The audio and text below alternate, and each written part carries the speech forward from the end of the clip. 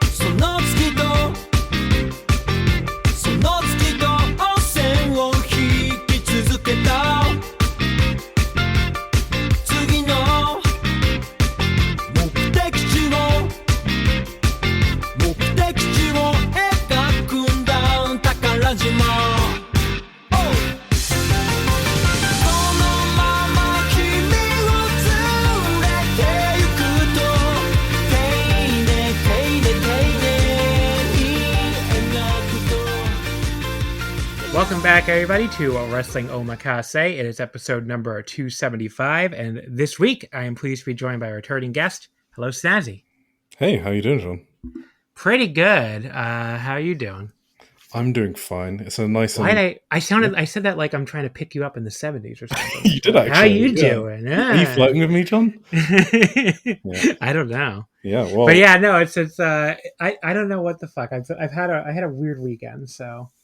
Well, that's okay. You can flirt with me if you want, because we're spending a lot of time in Japan together, which is that is true. Not far away. How many days is it? You probably count. So today's the 1st. I leave like 25 days from now, I guess, or 24 days from now.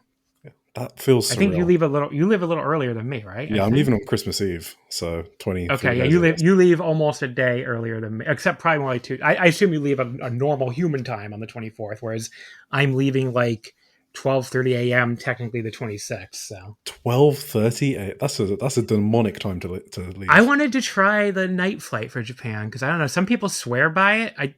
Wait, why? It's like, well, because so I don't know how long it is for you. For me, it's 14 hours, so it's really, really long. And this way, I can try to sleep because my body will already be and sleep then time. Get there in the morning or something. Yeah, and then I arrive 5 a.m. on the 27th. So. Right. I have like the whole day ahead of me on the 27th when I land, but like hopefully I'll be refreshed enough to enjoy it if I actually manage to sleep on the plane. Because I cannot fucking sleep on these planes when even in business class when it boards like 2 p.m. because my body's like, it's not time to sleep yet, you dumb bitch, basically. and then even when I technically like 8 hours later because 10 p.m. is not a normal sleep time for me either. Honestly, I'm a late night sleep person. Same. So like I can't get myself to sleep at all. Basically, I slept like 2 hours last time, even on business class. So for this flight, I have a bid in to upgrade to business class. So hopefully I have the lie flat bed to sleep overnight. But even if I don't, I still have premium economy, which will still be pretty good. And I feel like, getting on the plane at 12:30, by the time you get in the air, it's more like 1 or whatever. That's like a normal sleep time for me. It's actually kind of early for me still. but like, then I hope I can just like fucking fall asleep and sleep like close to a full amount of time. So we'll see. It's an experiment. If I hate it, I never have to do it again. So. What are the price differences between the different classes? I've literally never flown anything but the lowest one. Which I don't know what. Yeah, economy. I don't know if I want to say because people are going to think I'm like rich or something, but it's not cheap. I mean, all right. What did I pay? I don't remember what I paid. So when I did this flight, I did premium economy one way and I did economy on the way back. And I'm trying to remember what the fuck I paid. It's the fucking salary. First of all, New York is already really expensive before I say anything else. But yeah, I think my flight was... God, where the fuck is it? Where the hell is the total? There's no total on here. I'm not going to do addition myself. Uh-oh. Guys, you can't just tell me what I spent on this fucking flight. Like this receipt just has all this shit like, the e-ticket. Okay, the total, I believe, was... You asked me the impossible question, apparently. I didn't think it would be this hard. I know. I didn't think it would be this hard either. I don't remember. I mean, I bought this flight so many months ago now that I don't remember what I paid for it. And apparently it's impossible to figure this out unless I sit here and do math myself. Okay, here's the mileage bank. Here's where I did this. I don't. The answer is I don't know. Basically, I don't. It's a lot. I do not. It was quite a lot for just even okay. One what about ratio? Is it like 2x or 3x? Each okay, hold on. Okay, so I think I finally found a receipt that has what I paid. Okay, it was $2,428 for that's not a lot. For that. Well, okay, so that's for premium economy one way, economy the way back. So I believe the premium economy, if I just did economy both ways, I think it would have been $1,800. Oh, so I think it added. I think it added $600 for the one way because holiday's already so expensive. Now the bids I put in, the minimum bid you can bid to go from premium to business on the first flight is $956. So I did right. Okay. So I did $1,157. So I did a little above the minimum to try to get ahead. And there's a lot of business class seats left, so I'm hoping it'll actually work. But yeah, so it's $1,150. So it'd be another $1,100 to go to business class. And on the way back to bid from regular economy to premium economy, I think was $400. I think. So what's the difference between premium economy and economy? I didn't even know there was 3 classes. Well, there's 4 classes because there's also first class. Which you can't even bid up to. But yeah, premium economy, basically you get way more leg room. You get a bigger screen. You get further up in the plane, so you get off and on. You get on and off faster. Like you're basically right behind business class. It's a very tiny cabin. It's like only in JAL, and I think a lot of airlines only like 3 little rows. And yeah, it's just way more comfortable than regular economy because you have the seat width is much bigger too. The seat width is comparable to like domestic first class in the US. So it's like just a more comfortable regular seat. Plus, with the good thing with the Japanese carriers, the American carriers don't do this. You do get lounge access with premium economy, so you can use the airport lounges in New York and Japan. Yeah, when you get there. So yeah, it's basically just a nicer seat. It's the premium economy thing. Now, to me, it's a lot nicer, and I think it's worth the add-on spend. But obviously, a lot of people don't really think it's worth it. So it just depends on the person. Nicole, you like premium economy, right? You thought it was worth. But I also am I being recorded? You're being recorded. I mean, I also hate flying in general, but I have found that if I have more room on the plane, I don't feel quite as bad. I don't think the mic is actually picking you up. No, it is. I hear it. Oh, it did? You did hear it? It didn't. Nothing showed up on my little waveform. Okay. Well, maybe your audience will hear it. Yeah. Maybe only Eric will hear. But yeah, so I don't dislike flying at all. And like Nicole, I actually love flying. But yeah, I'm very bougie at this point. What do you want me to tell you? I'm sorry. I donate to charity, everybody. Don't come at me like I'm Mr. Scrooge. You already know I spend way too much money on these trips anyway. So I guess I didn't know the podcast was doing so well. Congratulations! it's not doing well at all. For some reason, they pay me for my fake job pretty well though. That's good though. Fake jobs always win. So I'm landing on Christmas Day in the evening, and I'm just planning to get KFC and then go to bed. So we'll see. Yeah. You've done that before, like go land at nighttime, right? So. Yeah, when is that when you did? This is your second trip, right? No, this is my first trip. It's your first. Somehow I totally forgot it's your first fucking trip. I mean, you have to remember a lot of things, Joe. You have a lot of guests on here. Yeah. I mean, like, there's so many people that. Okay, so your first trip. First of all, congratulations. Thank you. It's the greatest thing of all time.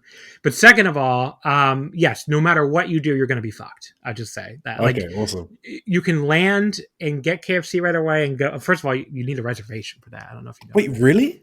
To eat in the KFC, you do, because it's what the fuck? Because it's like you know how KFC is like the big thing in Japan for Christmas, right? Yeah, I didn't expect to need a fucking reservation though. Yes, people make fucking reservations for KFC on Christmas. I'm not even kidding. That's insane. I need to write that down. But yeah, if you want to eat in the KFC, for sure. I mean, you could just get takeout and just be a really long line, probably. But yeah, there's a certain generation of Japanese people. People have no idea what we're talking about. They ran this very famous commercial with the Colonel as Colonel Sanders as Santa Claus in the 80s, and it convinced everybody in Japan to eat at KFC for Christmas, because Christmas is kind of this silly thing in Japan. It's not a real holiday. It's just, they don't get off for it or anything. They're not Christians, but they still like the aesthetics of Christmas, I guess. So yeah, apparently a ton of people. That's a meme, but it's apparently true. A ton of people eat at KFC for Christmas in Japan, to the point where apparently you do need reservations at a lot of like big city ones to eat there in person, is what I've read anyway. So I hope they have a KFC in Narita, because that's where we're landing. So maybe in the airport. You're landing in Narita. Yeah, you have a long train too. Well, it's like, what is it, less than an hour or what? It depends on where are you going in Tokyo. Ryogoku. Oh, actually, you're on the north east side anyway. So yeah, it's probably about an hour or less. That's true. Okay. Right. Yeah. KFC in Narita. So you're on the right side, because Narita is way farther from Tokyo than Haneda. Yeah, it's far in the east. Yeah. Because I've done both, and Narita's definitely. I'm trying to think what train you want to take. Probably the Keisei Skyliner, I think, is quickest, and transfer to Ueno. Whatever's fastest, I don't care about the cost. I think that is the fastest for you, because that'll get you to Ueno faster. Because there are some people. There's basically two super. Nobody cares. But there's two super express train lines from Narita. There's the Keisei Skyliner and there's the Narita Express. The Narita Express is the one that's covered by a JR pass, but I assume nobody should get that anymore anyway, so it doesn't really matter. That's what I heard, yeah. And the Keisei Skyliner is a private railway. The Narita Express, the JR one, might be quicker if you're going into certain spots in central Tokyo because you won't have to transfer. But for most people going to which one will get you to the edge of Tokyo fastest, it's always Keisei Skyliner, and that will get you right to Ueno, which is very close to Ryogoku. So that's probably your best play, is to take. I mean, I would run this through Google anyway and see what it says. But probably your best play is Keisei Skyliner to Ueno and transfer to Ryogoku. Because I trust you, John. You wouldn't let me down. Ryogoku is very close to Ueno. Yeah. But yeah. You're staying. I didn't know you were staying in Ryogoku too. That's where I'm staying. Yeah. Oh, you are. Yeah. I actually forgot. Just for the first 3 nights though, because I'm also doing the psychotic hotel bounce around. So. Wait, and you're arriving there on the 27th, technically? Yeah, the 27th to the 30th, I'm at Ryogoku. Oh, okay. So after the Stardom show, we got the same hotel together. Yeah. Oh, you're in the Ryogoku? You're in the same exact hotel, or in the same? I'm pretty sure. Wait, are you in the APA one? No. Oh, okay. I'm in the APA. I'm in Ryogoku View. Oh, okay. It's like, I think it's even closer. I think it's like across the street from Sumo Hall. It's cool. Well, but yeah. We'll be like walking distance from each other, though. Yeah, we can do karaoke and stuff. Yeah. Or recording, I guess, after Stardom. So we're spending even more time with each other because we're going to Marigold and Oz Academy together, and I'm guessing we'll be at a lot of other shows coincidentally. But then we're also in the Kansai region together at the same time. So that's true. We're going to the new Nintendo Museum in Kyoto and maybe the Dragon Show in Kobe. I don't know if you decided on if I'm going to Dragon Gate. Oh, you are going to it. So how many shows is that now? Like 30? It's like 19, I think. Yeah, wow. Yeah, it's a lot of shows. Going to a lot of shows. So we're going to the one on the 8th, I guess, right? Because Kyoto is on the 9th. I think you have that reversed, don't you? Oh, really?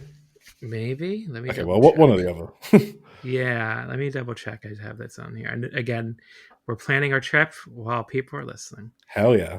You're right. Then so the Nintendo Museum. I think my plan was to go straight from the Nintendo Museum to Dragon Gate. Oh, on the same day? I think so. Oh, okay. Fuck that. I think my wife might kill me. Yeah, because the 8th we're getting in kind of late, so I don't think we'll have enough time. Because I don't think we have enough time to go straight to Kobe. Okay. Well, then we might not be at the same Dragon Gate show. Yeah, you might go to the one but day before. Yeah, I'll probably go on the 8th one. Well, you're going to 20 shows, so I kind of actually wanted to ask you a question. How have you been getting on with your enjoyment of wrestling? You got this crazy Japan tour coming up. I think I've just been making it up, but I've sort of noticed maybe a bit of less excitedness in your recent episodes, but that just might be because it's tag league season. So I don't know what your view is on the state of wrestling or how you're feeling towards it, especially when you go to 20 shows. That's cool. That's a good question. Yeah, I mean, there's been a lot of stuff that hasn't been as good as it was like in spring, summer, fall to me, especially Stardom. Yeah.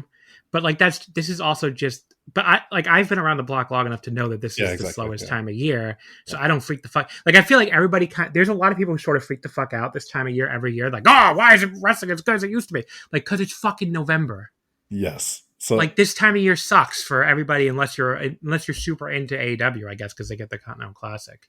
Although they even had like the fucking shit in their Sundays too with the fucking Samoa Joe title change. The full gear. Yeah, that kind of. Yeah, that's why I actually wanted to ask you, is I've been seeing a lot of wrestling as dead takes, and then I noticed you being a bit more down on your episodes, but I think yours was just seasonal rather when other people are saying wrestling's kind of dead, when I'm like super up on wrestling, especially in Japan. I like Japanese wrestling. I don't really have any... It's easier to me that I feel like I've sounded negative because... Not negative, just less excited, obviously, than like the 5-star time, I guess. So it's just relative. Yeah, I mean, I like Japanese wrestling right now. The only thing I don't really like is All Japan, and which we kind of stopped talking about on the show because it's like... Yeah, you didn't want to talk about the tag league? No. I mean, like, All Japan, I really don't like All Japan. Noah is kind of mixed. But yeah, I mean, Stardom does some stuff that pisses me the fuck off, as we're going to talk about when we get... Oh, really? That's interesting. Mainly just pinning Siriano over and over again. Oh, okay, fine. Yeah. But like... Yeah, I don't know. It's just if I sound negative, I don't mean to sound negative, I guess. No, I'm very excited for this trip. I mean, there's a lot of shows I cannot wait to go to. I'm excited for the promotions I've never gone to before. The other thing too, though, I think people misunderstand this about me in general, I saw people who were earlier in the year being like, because people who knew I was going, they were being like, oh, John, what are you going to do if Wrestle Kingdom sucks or whatever? And it's like, I'm still going to be in my favorite place, eating my favorite foods, playing the rhythm games I want to play pretty much every day, going to the Nintendo Museum, going to all these other shows. Like, Wrestle Kingdom could be like the worst show of all time, and I would still have an amazing time. Yeah. Like, it's not really, doing karaoke, seeing a bunch of people that I know, a bunch of them I never met before, and some I haven't seen in years. I mean, like, there's no way this trip is not going to... Every single wrestling promotion could bring their fucking F game, and there's no way this trip won't be fun. So, I do think there is a little too much of that. Like, oh, what if Wrestle Kingdom was bad? Then I guess it's bad. Whatever. Am I still in Japan? I think I'll be okay. But even in April, I think you went to some All Japan shows, right? And you enjoyed a bunch of matches on those shows even, right? Yeah, the Champion Carnival show was pretty good. Kind of different live, I feel like. Yeah, no, it's a good point. I mean, the December 31st All Japan show is the one where I'm most like, But I'm still going to go to Yoyogi. I mean, that's still cool. You have to hope for venue. Anzai instead of Jun Saito against Kenta. Yeah, that would be fucking nice, right? Yeah. But but yeah, I mean, we'll get into a lot of this when we do the Wrestle Kingdom Week preview episode too. But like, yeah, we'll go because this is, by the way, people listening, because I guess just talked about this off the air. This is like your last quote unquote regular Omakase for a while. We're taking a break after this, and then we're doing the Wrestle Kingdom Week preview episodes that I've been telling everybody about the form for, which we did get I think 13 people signed up, which is, pretty good number, I think. And a lot of them all wanted the same 2 promotions. So we're gonna have a lot of people on New Japan, a lot of people on Stardom, but that's totally cool. I don't really mind it. But I mean, a lot of people answered a lot of promotions too, so we'll have a lot of people spread out and other stuff too. But yeah, I mean, it'll be cool. We'll have a lot of people talking about what they're excited for in Wrestle Kingdom Week, and if they're going, what they're thinking about for their trip, and talking about what their promotion was like. So that'll be a lot of fun. And so basically you're going to get a little bit of a break after this episode. I don't know, like a pre-Wrestle Kingdom Week break, I guess. And then, in a couple weeks, we'll be back with probably what will be a 2-part episode because it's going to be so big. And then after that, there'll be I think we're going to try to squeeze in one more normal episode. I think Armutha said he might be up for it. And then that'll be on Christmas Eve, though. And then after that, it'll be kind of like whatever we're able to do while we're there. So I think something for Stardom and maybe something for Wrestle Kingdom, and that might be it. But we'll see. Are you in real life friends with Aramufa? Or is it the first time you're seeing him in Tokyo? No, it's my first time seeing him in Tokyo, yeah. Oh, that's awesome. Cool. Yeah, so he's going with, apparently the guy he's going with, he's talked about this in the episodes a bunch of times. I've probably seen, when I see the guy he's with, I'll probably recognize him because he goes to a lot of the same anime conventions I go to. Oh, right. So I feel like we're going to recognize, I might recognize him. He might not recognize me. We could have gone to each other's panels or something. I'll just be like, oh, there's that guy who walks down the hallway a lot at Otakon. So there's an Omakase universe. I haven't met or even spoken to Aramufa, but I'm excited to sort of see him at these shows that I'll be at as well. So yeah, I mean, I don't know if we're all sitting together for anything. I have a list of who's sitting with me for what. Let me see. Where the fuck is it? Why is it called Aramufa when there's an E after the M? Is it Aramufa? I don't know. You have to ask him. Okay. It definitely is Aramufa. Okay. Okay, so Marigold, I'm sitting with you, your friend Corey, and Tim. Yeah. So I'm going to meet Tim for the first time. Tim's going to be on the Wrestle Kingdom Week preview. It's cool. He's never been on any Omakase before. Yeah, Stardom, the 10th and 11th, I'm just sitting with Aramutha. DDT, I'm sitting with Jamie from Dramatic DDT. Yeah, him I know. I've met him. That would be fun, watching DDT with him. Yeah, I've met him because he was on the very first time I went to Japan. He was also on the trip in 2016. So, and I saw him again in New York in 2019 for Mania weekend. So yeah, my first time seeing him 6 years. Yeah, I love his parts. Tokyo Joshi, I'm sitting with Aramutha and Jamie. Noah, I'm sitting with Aramutha and Paul. All Japan, I'm sitting with Aramutha again. I'm sitting with Aramutha a lot, apparently. And then Oz Academy, I don't remember. Who the fuck am I sitting with? Well, you're sitting with me on that, in the front row. Yeah, okay. So we're not yeah. Who else is, you might have to remind me who's on that because I don't have that down on my list. Kaze, Tim, Corey. Okay. I think. Okay. So it's 5 tickets, right, that I have? Yeah. I believe so. Because I think that was the very first one I bought. Yeah. Oh, no, the very first one I bought was great. I forgot about that. Yeah, it's 5 tickets. Okay, for Oz Academy. Yeah, so I got, the funny thing is when I first land at 5 a.m., besides the lost in tickets to go print out stuff, I really have to find a Family Mart immediately because Marigold is through Family Mart. Wait, what? I totally forgot about Family Mart? Yeah, Marigold does their thing through a different service, and their ticket pickup is Family Mart. Oh, that's weird. So I got to go to Family Mart on that morning. Is there a lot of foreigners you see during these weekends? You just see groups of them everywhere? Okay. Yeah. For Wrestle Kingdom Week, there's going to be 10 million foreigners. I mean, there's already a lot of people on the Discord who I know aren't even Omakase listeners or anything who I just see on there that say they're going. So have you bumped into them in previous Wrestle Kingdom Weeks? Bumped into random? Yeah, I bumped into random foreigners and stuff. But yeah, cool. I mean, the last time I went, I've only ever gone to one other Wrestle Kingdom Week, which was 2 years ago. And I feel that one didn't have nearly as many as even last year did. And now this year it's going to have a shitload. Why is that? Because it's Tanahashi. Oh yeah, I guess. Yeah, people are paying. I kind of forgot I'm going to that. Yeah, Hiroshi Tanahashi's retiring. That is a big deal. What is it, like 50K tickets? That's actually insane. Yeah, it's something. It's going to be crazy. I mean, I'm kind of dreading because it's like 2 years ago when I went, I think they did 27,000. That was the Naito being Sonata, and that looked fucking crazy outside the Tokyo Dome. I don't even want to think of what 50,000 is going to look like. Yeah, we were figuring out what we're doing for food because yeah, that is going to look fucking crazy. Yeah. Are you going to Tokyo Joshi too beforehand? I am. Yeah, I'm doing 2 shows. That's the only day I'm doing 2 shows in one day. I see. Yeah, I'm breaking my wife's rule. Yeah, a lot of days. But yeah, the Tokyo Joshi to Wrestle Kingdom is going to be weird. I mean, it's going to be like, you know, I don't know. Like, I think it's going to take longer to get in the building, I think. Yeah. And I just realized too, I've never gone through the building through the quote unquote general line because last time I had ringside and we got our own VIP line. So this time I don't have ringside because last time I had third row ringside. This time I have Arena A. What, for TJPW? For New Japan. You had ringside for Wrestle Kingdom? Yeah. Holy fuck. Well, I kind of figured Naito was going to win the title, so I wanted to. Oh. I shelled out the money to see him win the title from ringside. But yeah, I had third row ringside for Wrestle Kingdom, so we had our own entrance and our own exit. So this will be like my first time with the plebs. With the plebs, yeah. So, but yeah, because I have Arena A, which is still going to be good, I think. But yeah, we have 1F, which I'm kind of worried about, but maybe it'll be fine. Well, I think you want 1F.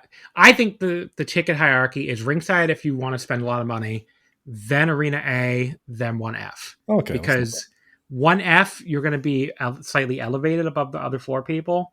So aren't you too far away? What? Aren't you too far away from the ring? But you're far away, but you're elevated though. Okay. So the worst seats, I think, and the ones that they still cost a lot, are Arena B and C because you're really far back on the floor, so you have to look over tons of people's heads. You're still far back, but you're not elevated. So the 1F, you're a little farther back than the Arena B and C people, but you're elevated. So I think 1F is a good sweet spot. I mean, frankly, I'm a little worried about getting even because they don't tell you the exact row you get with the presale. I'm kind of worried about being too far back even in Arena A. What's the maximum you can be set back? I think it's row. I want to say it's row 7 to 12. That's not bad, right? Yeah. So I'm hoping to be like 7, 8, 9, not 10, 11, 12. So we'll see. I won't find out till I pick up my tickets. So, but yeah, I mean, we'll see. But yeah, it's coming up really quick. It's coming up really quick. Fucking insane. I know. I mean, even more for you because you've never been. I completely forgot that. I haven't processed it yet, so to me it doesn't feel real yet. I think it will only feel real when I like step on the tarmac after the plane or like walk in the Korakuen Hall corridor. Only then. What's your first show? Seedling, actually, which I'm excited for. But that's the 26th. Yeah, that's the 26th. Yeah. Okay. And that's like 11:30 or something. That one's in the evening. So. Oh, good, because you're going to need it. Because that 25th when you land. Well, I was going to say I totally lost track of this, but like, so you land in the evening. Yeah. You think you're going to be tired, but you're going to be so overtired you won't be able to sleep at first. Oh, and then once you do collapse, you'll wake up at like 2 or 3 a.m. easy. Oh, no. Because your body clock will be so far off, and you'll like try to force yourself to go back to sleep, and then maybe you'll be able to sleep a little bit more. But yeah, you're going to be up at by 6 a.m. You'll be out of bed. I guarantee you. So it's really tough. You can't. The people always think it's like, oh, I just land at night and then I go to bed. It never works like that. It never works like that. Unfortunately, it takes a few days at least to get used to the. So yeah, I wouldn't want to be doing anything in the morning, especially if I have to take a nap in the middle of the day, which you might. Yeah. And then evening you'll be better. I mean, for me, like landing at 5 a.m., I'm gonna go like straight to the onsen across the street from the airport and just like relax, and then I'm gonna go play my stupid rhythm games at the round one. And what do you mean? But what the fuck's a rhythm game? You've said that twice now. I have no idea what the fuck that is. You never heard of rhythm games? Really, like music games? I am a fucking baby when it comes to these things. I got no clue. Okay, so the one I play is called Chunthium, but like there's other famous examples. Like there's Dance Dance Revolution. Oh, okay. Beatmania. I know DDR. Soundbook. Okay, so yeah, it's Chunthium is like. You don't dance. You use like your hands to like, hit something across a bar. It's like a I don't know how to describe it, like a touch bar basically, but like it also can keep track of when your hands raise, like it has a sensor. So it's all about like pressing the buttons at certain points and then raising your hands at certain points, and even kind of embarrassingly flailing your hands in midair at certain points. But yeah, it's just all like music games trying to get a high score, like that kind of thing. I got to fucking try it at least once. Yeah, I'll take you. I don't know, whatever you want to go. I mean, but yeah, I'm going right to that round one in Odaiba because it's 24 hours, so I can go there at like 8 a.m. and it'll be open already. But so I'm gonna go get my rhythm game fix in, and then I have to meet you guys, I guess, to go. Or I might drop my bags off first because I'm gonna ship my luggage, but I might go drop off my other regular bags. Oh, it's Marigold Day, right? Yeah, and then I got to meet you guys, I guess, like 11 or 10:30 or something to give you your tickets, and then we go to Marigold. And then I'm gonna try to like take a nap and maybe go to Ganbare in the evening. I haven't decided. I think my friends are going to Ganbare, but they're deciding on the day. Well, Ganbare, yeah, that would be they're running Korakuen that evening. Yeah. The 27th. So if I do go, I mean, they just announced Pisaki Mochizuki versus Case. That's why they want to go. Yeah. I know that sounds awesome. So if I do go, it's gonna be like a buy at the door for me though, because it's like I cannot commit to that. I might just be too exhausted by 6:30. Like I'm hoping I can get in the room, maybe take like an hour or two nap and then be good. But I just might collapse and sleep for like 10 hours. So yeah. Wait, who was Mochi's opponent? Was it Watase or Mizuki? No, it's Ishii. It's Keisuke. Oh, Ishii. Oh, Keisuke Ishii. Okay. Yeah. But that match sounds awesome. So, cool. But yeah, so like we'll see. I mean, your wife is like no double days. So. No double days except TJ Wrestle Kingdom Day because she's going to TJPW. So, what does she want to like do in Japan? Like, does she have other? She has like a lot of tourists. Yeah, all the touristy stuff, hiking up some mountains. What is it, Mount Takao? All the good stuff. But we're sort of doing it so like the Kansai region's meant to be her more touristy one. So we're going to go to like Hiroshima for a day. All that good stuff. Yeah, that's cool. Tokyo, at least one show a day. So I've negotiated. I mean, if you do decide to not go to Dragon Gate on the Thursday, the 8th, when we're in Osaka, I could show you around Dotonbori, which has a lot of cool like food and bars and stuff. Oh yeah, we definitely want to explore Osaka. So yeah. Because Dotonbori is the best part to me. Like I love all the canals and everything over there. It's so awesome. Yeah, I love that. But yeah. So anyway, people probably tired of hearing about this fucking trip. So they love hearing about Japan. That's why they're here. Some guy like subtweeted me about this pretty recently. Like, the start of every Omakase episode is just them talking about how much they can't wait to go to Japan. It's why the fuck are you listening? That's kind of what this podcast is about. Just all things Japanese. Wrestling is just a side hobby. It is something. I mean, you could just skip past it too, man. I mean, you don't have to like. That's the beauty of podcasts. It's like if you're really tired of hearing me talk about going to Japan, you could just like fast forward to the part where we talk about the actual promotions. I know timestamp stuff, right? I do not timestamp anything. Oh, okay. I thought you weren't kidding. No, well, I know I didn't. Okay, is this a bit? That was a whole thing because this guy on YouTube got like mad at me for not timestamping my free podcast, and I complained about it. And I was like, well, first of all, I can't really timestamp it because I remember it's because of the vowel, like they put insert ads and stuff, right? Or okay, so I can't. So there's no way for me to know what the pre-roll ad, how long the pre-roll ads are going to be, or where the mid-roll ads are going to be, how long they're going to be. Yeah. So any timestamps I give are going to be wrong anyway. But like, you could just fast forward. Once you fast forward and get to the part where we're not talking about Japan anymore and we're just talking about Japanese wrestling, there you go. You made it. It's not that difficult. Do you know how many podcasts where I fast forward through shit I don't care about? Many.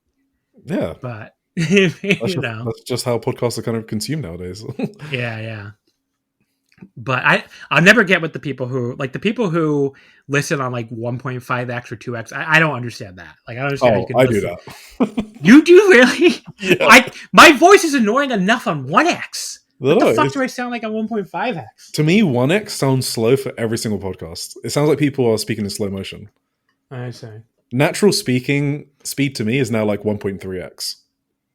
I've sort of just broken my brain now that I listen to everything on speed. Yeah, I don't do that. I can't get with that. Yeah. But what are you gonna do? All right, let's talk about Stardom. The 15th Goddess of Stardom Tag League. We had the last 4 nights, starting with Wednesday, November 26th. It was in the Kanda Myojin Hall. Why did I say Kanda like that? It was 270 people. So it was a sellout at 270 people. This is a pretty small building. Yeah. This is the one they normally run like New Blood shows in it. I can't remember the last time they ran an actual Stardom show in it, but it did sell out well in advance. So this was from night 10. I think it was their first time running a proper Stardom show in the building, because I think it's kind of a newer building. Yeah, that's true actually, and it's kind of it's in like a decent spot in Tokyo, so I kind of get why they decided to run it. I only watched the tournament matches for these. Did you watch any of these undercard tags? I think I did. Yeah, I don't. Okay, so I'll give the results real quick, and you can. There are only two of them anyway. Yeah. The first one was Saya Ida and Momo Kogo defeating Waka Tsukiyama and Rion. So the tag league team loses another one. Even they had won a single tag league match, and they also lost here to a non-tag league team. But Ida pinned Rion in 9-12 with a lariat. Any thoughts on this one? No, I guess my own thought on this one was it kind of over-delivered to what I was expecting on paper. I thought it was pretty fun. Well, I'm not saying it was like an insane match, but I thought it was fun. And it kind of made me realize, I think Stardom's distribution of wrestlers is pretty good. Like, lower down on the card, there are a lot of fun wrestlers. And it's probably better than any other company that I can think of. And I think Saya Ida is like a really good example of that. And I think like she made this match fun, which didn't have any right to be as fun as it was. Yeah, we were just talking about this in the Voice Wrestling Discord the other day. There's only one wrestler in the entire roster that I think I actually dislike. Raka. Unfortunately, she's one half of the tag champions. Yeah, it's Raka. Yeah. But everybody else on the roster is somebody I like it to some degree. And I know some people don't like Waka. I think Waka's fine. I think she's kind of funny. Yeah. The way her like maximum Osakan voice at all times greatly entertains me. But obviously she's not one of my favorite wrestlers or anything, but no. But yeah, it makes openers like this like more fun, right? Like it's a fucking opener, and I kind of had fun with it. Like I feel like a lot of other promotions can't really do that. Exactly. B. Priestley and Kikyo Furusawa defeated Rana Yagami and Emma Maishima in 7:53. B tapped out Emma with a grounded octopus hold, apparently. Any thoughts on this one that I also didn't see? No, this was I think this was Emma's comeback match, so because she was off the tour for a bit. So that's right. And I noticed Fuwa-chan was ringside, and she was cheering on Emma, and she was having a lot of fun doing so. So I wonder if they've bonded. Yeah, I somehow took me until like I know the match where I finally spotted her. It took me until like way later in the show. I'm like, wait a second, there's Fuwa-chan, those fucking hair clips. Fucking yeah. Yeah. You do like a double take, like, wait, what? Yeah, it's like a celebrity out there. But we're going to see her fucking debut match live, which is going to be something. Or her re-debut, I should say. Her re-debut, yeah. Yeah, so... I also noticed B. Priestley in this match, she looked less out of place than she normally does. And I think that's because it was lower down on the card. So I was like, okay, you know what? She's not really that bad lower down on the card or in the mid card. She kind of fits in at that level. I think it just looks a bit weird when she's pushed at the red belt level. So there you go. Yeah. Okay, the first tournament match, this one I did see, obviously. This was the red block. The BMI 2000 team, Natsuko Tora and Raka, defeated YUNA Mizumori and Mei Sierra. It was Raka pinning Mei in 6:41. So YUNA and Mei, they were entering this at 3-2-1. So this was their final tournament match. They pretty much needed to win this match to move on. It didn't mathematically eliminate them here, but they're probably out at this point by losing this one, and they did lose. But yeah, this was first of all, I always like when somebody jumps hate before the match, or does that to heels in general in Japanese wrestling. Say, yeah, good for you. Jump those bullies. Yeah, fuck them. Show them what they deserve. But yeah, this crowd, you could tell the crowd right away was tiny but hot, which is always a good combination. And Raka ended up winning with a flash pin, which I did not expect her to win with, but it was like a cutback of a sunset flip reversal sequence with Mei. I thought it was a cool finish just because I wasn't expecting it at all from her. But yeah, 3 1/4. Thought it was quite a lot of fun while it lasted, and can't always say that for BMI 2000 matches, obviously. But yeah, Mei and YUNA were like one of the standouts of this tournament. I fucking love Mei and YUNA. They were such a cool team. I just want this team to just be an actual team for a long time. They're just an awesome tag team. I thought the best thing they did in this match was they fucking refused to let Raka have a day off. Like, Raka was not allowed to phone it in because they were just fucking ping-ponging about the ring. So, yeah. I mean, it was better than expected. And I feel like this was one of Raka's better performances during the tour, which is, a low bar maybe. So the official site here was wrong, by the way. They have Miyu pinning Ami in the next match. Or they have Azumi pinning Ami in the next match. It was actually Miyu. So the next match was Azumi and Miyu Amasaki defeating Ami Sourei and Lady C in 9:55. Again, it was Miyu, not Azumi, but she pinned Ami Sourei with her bridge cradle thing. I can't remember the name. It's some wacky, some Japanese name. But this eliminated Ami and Lady C, unfortunately, because they were 3-3 entering here. Azumi and Miyu are 1-4, so they're already long gone. Yeah. But yeah, a little unfortunate because Ami and Lady C were one of my favorite teams of the entire tournament. I thought they were fucking awesome. But I kind of saw that coming, given they already got their title shot before the tournament. So, but yeah, this match again, just another very fun match as both these teams had throughout. There was this really fun exchange with Lady and Azumi leading into the 5-minute call. They were just doing this really fun, fast-paced stuff that ended with Lady just kind of grabbing her and slamming her down the mat with a huge choke slam, which that looked really good. And it stayed really fun and fast-paced, even as we shifted over to Miyu and Ami for the second half. And then we got the big surprising upset with Miyu pinning Ami with her little bridge and cradle thing after Azumi hit like kind of a high kick to her to break up the like thunder that she'd been going for. But yeah, 3.5, pretty damn fun here. And two teams I enjoyed quite a bit going up against each other, so not really a big surprise that this was another good match. I was shocked at Miyu pinning Ami, considering Ami is about to challenge for the white belt. Sometimes they don't really give a fuck about who pins who in tag matches, I've noticed, because Miku pins Suriano later on. I can't exactly see that leading into anything. No. Yeah, but I guess Miyu's kind of been taking all the pins, like all tour. Like O2 Line have been doing worse than I expected as well. I think Uzumi's maybe taking it a bit easier this tournament. It's been Miyu working like a ton of the matches, like for most of the minutes. And yeah, I guess I was just surprised that it was her taking the pin on Ami even. But yeah. I've also been reevaluating my Lady C opinion after your takes. And I think she's had quite good performances, like over Sapporo weekend. I think she was quite good. And I think out of nowhere, she sort of like added a sick sounding elbow, and that's my favorite type of strike in wrestling. So, you give me crackling elbows and I'll give you my life. So I really like that Lady C's done that. And I think she has definitely improved this calendar year. Yeah.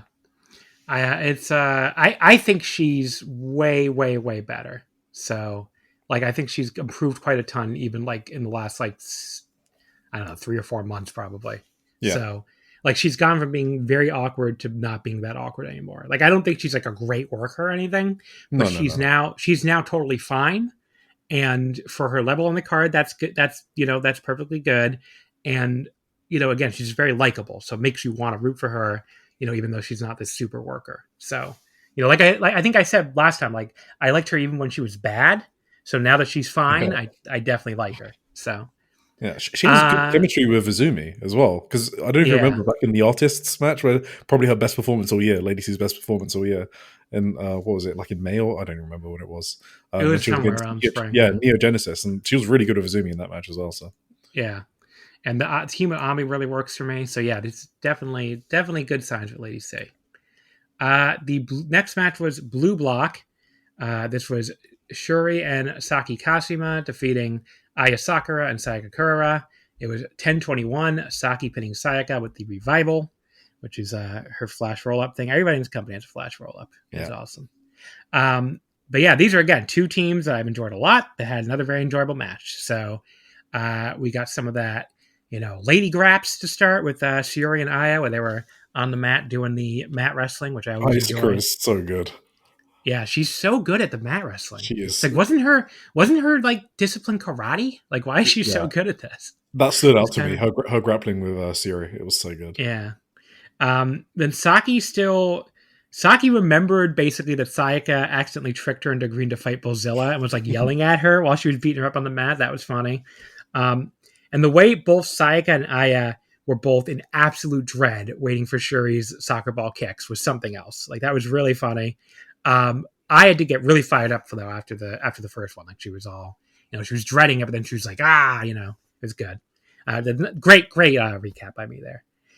Saki's attempt at a soccer ball kick on Aya though just hurt her own foot on the other hand, so that was very funny. I love this Saki and Shuri team. They were so good throughout this entire tournament. The mix of comedy and then also great wrestling from Shuri, and even Saki was good too. Yeah. Sayaka seemed to have added a nice little running knee to her arsenal, I noticed. So I don't remember the last time. I don't remember seeing her do that move until very recently. She rocked a kneeling Saki with it at one point, and then right after that hit a cosmic spear, but Shuri was able to make the save, and then Saki ends up pitting Sayaka with the flash roll up not long after that. So 3.5, another good match. It was a huge result that gave Shuri and Saki a tiebreaker over Sakurara, in addition to moving them 2 points ahead because they went to 4-2 at this point, and Sakurara was at 3-3. But of course, unfortunately, they were being injury to Saki that would take her out, as we'll get to. But yeah, I would have loved to see what they could have done in the semifinals, or the quarterfinals, I mean, but it wasn't to be. Yeah, this was a great match. I had the same. My main note was the Aya Sakura and Shuri grappling because Aya Sakura I'm starting to fall in love with. I think she's blowing past. So in my personal rankings, I guess, just because I don't really connect that much with Sayaka. I know she's like... See, I love Sayaka. Yeah, because, Tim loves Sayaka as well. She's just not someone I've connected with. But Aya Sakura is someone I'm definitely connecting with because she wrestles a style that I really enjoy. And the other thing I know, Syuri is... I know everyone knows this, but Syuri's got like a different level, like a superstar aura to her that is really rare in wrestling. Like the way she was fucking moving in this match... she's 37 and she's been doing this for quite a long time and she just looked amazing in this match. So I just wanted to point that out. Even though everyone knows it, it's always good to remind ourselves what another level she's on. Yeah, I mean, I don't know if you heard our discussion last week with Velky, but like Velky and I were kind of like, there's really like we were talking about how the super rookie thing is kind of based on need as much as anything else. Because I completely agree. Yeah. Aya Sakura is definitely talented enough to be a quote-unquote super rookie. Like she could be in world title matches right now. I have no doubt. Like her in-ring wrestling is that good. And I love Sayaka too, but Aya is the better and smoother in-ring wrestler. Like you can tell Aya has the background of an athlete and Sayaka has the background of a adorable unicorn art student. Yeah. So I mean, she's just nowhere near as smooth and nowhere near as fluid in the ring as Aya is. So, and it's not... I don't need everybody to be smooth and fluid though. So I still like Sayaka. No, yeah. But Aya is like just a great in-ring wrestler and she's already like at that level. So, but I didn't think this like earlier in the year. So I don't really know when it happened. I don't know if it was like the Sendai Girls Junior World Champion run or like maybe I think she started getting a bit more serious around that time. And I was like, oh shit, she's like legit good. Yeah. Red block, we had Suri and Miku Kanaway defeating the fucking I hate saying the Mexican names. Fucking Haruka and Hazuki and Koguma. Yeah. In 9:27, Suri pinned fake luchadora Hazuki, or no, she tapped out Koguma. I guess she tapped out fake luchadora Koguma. What? Are you in on this gimmick? Are you No, I fucking hate this. Yeah, I thought so. Okay, I remember you talking about it last episode. Why do you like this? I thought they had a really good match on the previous show against Hina and Rana. It was like their best match. I was like, oh, this has some legs as like a heel group. But when they like work as a babyface, it just doesn't really work for me. But yeah, this was the first match where I finally noticed Fuwa-chan, and she looked so excited. I was like, why is she so excited to be watching the fake luchadors? I don't know, but she was very excited. Hazuki, right? Oh yeah, it does. She trained her, right? Yeah, there you go. That's why. I love the cute little double team top rope stomp that Suri and Miku do. Especially where they go, say no. And Suri ends up tapping out Koguma at the ground. An octopus stretch. I thought this was fine, but like the weakest thing on the card so far, like a gentlewoman's 3. I really liked Hazuki and Suri together, to be honest. That leveled up the match for me a bit. Everything else I didn't care much for, but those two, because that was the first time they've ever been in a ring together, as far as I could see, which is a crazy stat, by the way. Suri and Koguma briefly met in 2014, but the first time matchup, I just know Suri and Hazuki could have an absolute banger. Like Suri was just like booting Hazuki in the face when she was on the ground, and you could just see Hazuki just staring at Suri through her mask, like she was getting pissed off a bit. Yeah, I really loved that part. Then we had the blue block, which was Suzu Suzuki and Rina Yamashita defeating Hanako and Megan Bain. This was the first loss for the Mega Skyscrapers, and the first win for Suzu and Rina, because Suzu had been out with that illness. So they had a couple of forfeit losses too. But yeah, they were 0-5 entering this. But yeah, it was 13-14. Rina pinning Hanako with the Splash Mountain. So Megan and Rina had like a little rivalry going before Rina was finally able to put her down with her own shoulder block after first flipping her off. Before that, Megan, I think I put her down with like 2 or 3 straight shoulder blocks. But yeah, I don't know. This is one of those weird matches where I could tell they were clearly working very hard, but something about it just wasn't clicking for me. Shit, this was my match of the night. Okay, maybe it's as simple as I didn't really care about like 10 points versus 0, like the Mega Skyscrapers being 5-0. I'm like, I don't know. There wasn't a lot of drama here for me. Yeah, but yeah, I just haven't been super into the Mega Skyscrapers in general, though. So, are you a Megan Bain fan? Not. I want to like her. I love Megan Bain. I want to like her more than I do, probably, especially when flying back and forth from Japan to the US, which I think is so cool. But yeah, I don't know. Just this team didn't really do much for me. I think we'll talk about it on next show when she was against Siri. But yeah, I think she's been really fucking good. I haven't seen a lot of her AEW stuff, so yeah. I mean, I don't really care about her AEW stuff. I think she just fits really well in Stardom. Like, I would love to have Megan Bain full time, to be honest. Like, maybe do a swapsy with B Priestley or something. Yeah, but yeah, Rina managed to lift Hanako for the Splash Mountain. That was legit impressive. But yeah, I don't know. I was like 3.25. I was like 3.25. So do you remember? I don't know if you noticed this down, but the B driver that Yamashita did on Hanako was fucking dangerous. It was insane. I thought Hanako was going to fucking die because obviously Hanako is quite big, and doing a B driver is kind of dangerous. And she just tucked her head in at like the last second. There are some other cool spots. Suzu German suplex on Megan I thought was awesome, and then the Splash Mountain was that was by far the coolest spot in the match. The reason I think I like this match is because Suzu and Rina were going for their first win because they were like 0-5 because Suzu had to like forfeit a bunch of matches. So the story I thought it was like they're trying to topple. It was like more of an underdog story. So I knew it doesn't really matter for who's going through, but it was like, fuck yeah, I want to see Rina and Suzu get their first win because I love Mi Vida Loca. So yeah. Yeah. I mean, I like Mi Vida Loca too. I don't know why this match didn't click for me. It just didn't. What about Yamashita? I think Yamashita's run in the second half of 2025 has been very fucking good. Yeah, she's been really good. Yeah. The main event in the red block. This was more my speed, as you could probably imagine. Yeah, okay, boy. Bozilla, and Siori. Yeah, it's alright. And I love Akira too, actually. And I like Bozilla. They're pretty much all 4 of these I like. Okay. But so Bozilla pinned Siriano in 14:32 with the sit out power bomb. But yeah, so I like Siri more than Poi. So I don't know why you said Poi first. Like, really? Siri's my favorite. Yeah. Okay. Siri's my favorite, and then Poi is like. I mean, I love Poi, but she's like right close to her. Okay. I'm reverse of Chris, I think, who loves Poi the most, and then that's I don't even know if he likes Siori. Actually, I guess he's a Poi guy. Yeah. I mean, I love Poi, but I had to I love them as a tag team, but if I had to choose between them, it's definitely Siori. I feel like you do a bi Poi like every episode. I do a bi Poi every episode. I mean, I have plenty of Poi stuff. I'm waiting on her. I'm waiting for them to fucking ship my Natsupoi Poi Fest acrylic stand. She's on its way. It's like this big. She's in like this big yellow dress. I can't wait to get it. Yeah. But it's like it's stuck in Narita Airport for some reason. Actually, just see if they finally fucking shipped it. Let's see. Maybe fucking ship. My goddamn. Is it getting checked? Maybe there's like drugs inside it or something. No, they do that when it gets here. Oh, okay. It has to clear customs when it gets here. Okay, it's in. What is it in?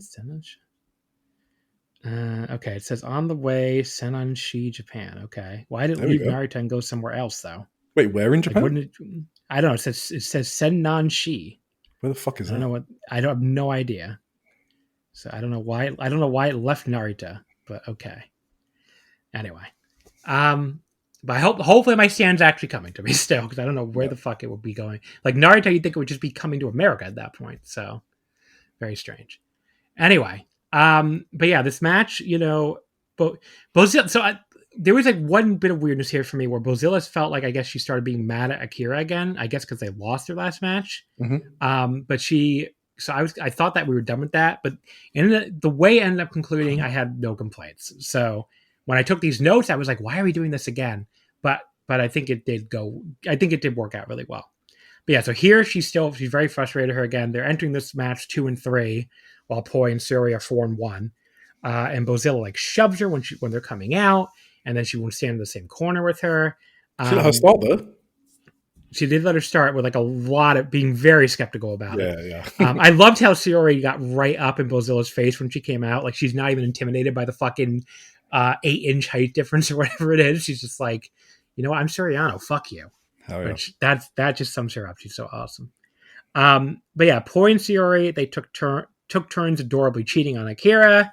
And Sayori kind of hilariously told Bozilla to cut it out. She's like, dame, when she's standing in the corner minding her own business. That was fucking funny. Like, she's just standing there. What are you telling her to stop? But she's just telling her, I guess, hoping the ref will go over to her. Bozilla replies by calling her a baka, which greatly offended Poi for some reason. She was like, baka? She was like, angry. Oh, I wanted her to be like, well, I'm the dumb one. Sayori's not dumb. But she didn't, I don't think she said that. But she seemed like offended that Bozilla knew the word or something. Like, it was very funny. Bozilla finally lost her patience with Akira and like literally came in the ring, threw her very roughly into the corner, and then tagged herself in. But yeah, that was pretty funny. Then she started throwing Poi around by her hair, just like she had been doing to Akira. Bozilla was just utterly dominating Poi until Akira demanded that she tag her back in because, quote, we are tag team, as she said to her.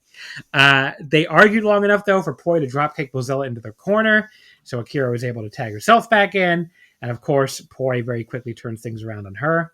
Akira did manage to at least hit some forearms on her, but then Poi came back with the super hard dropkick against the ropes and finally tagged out to Sayori.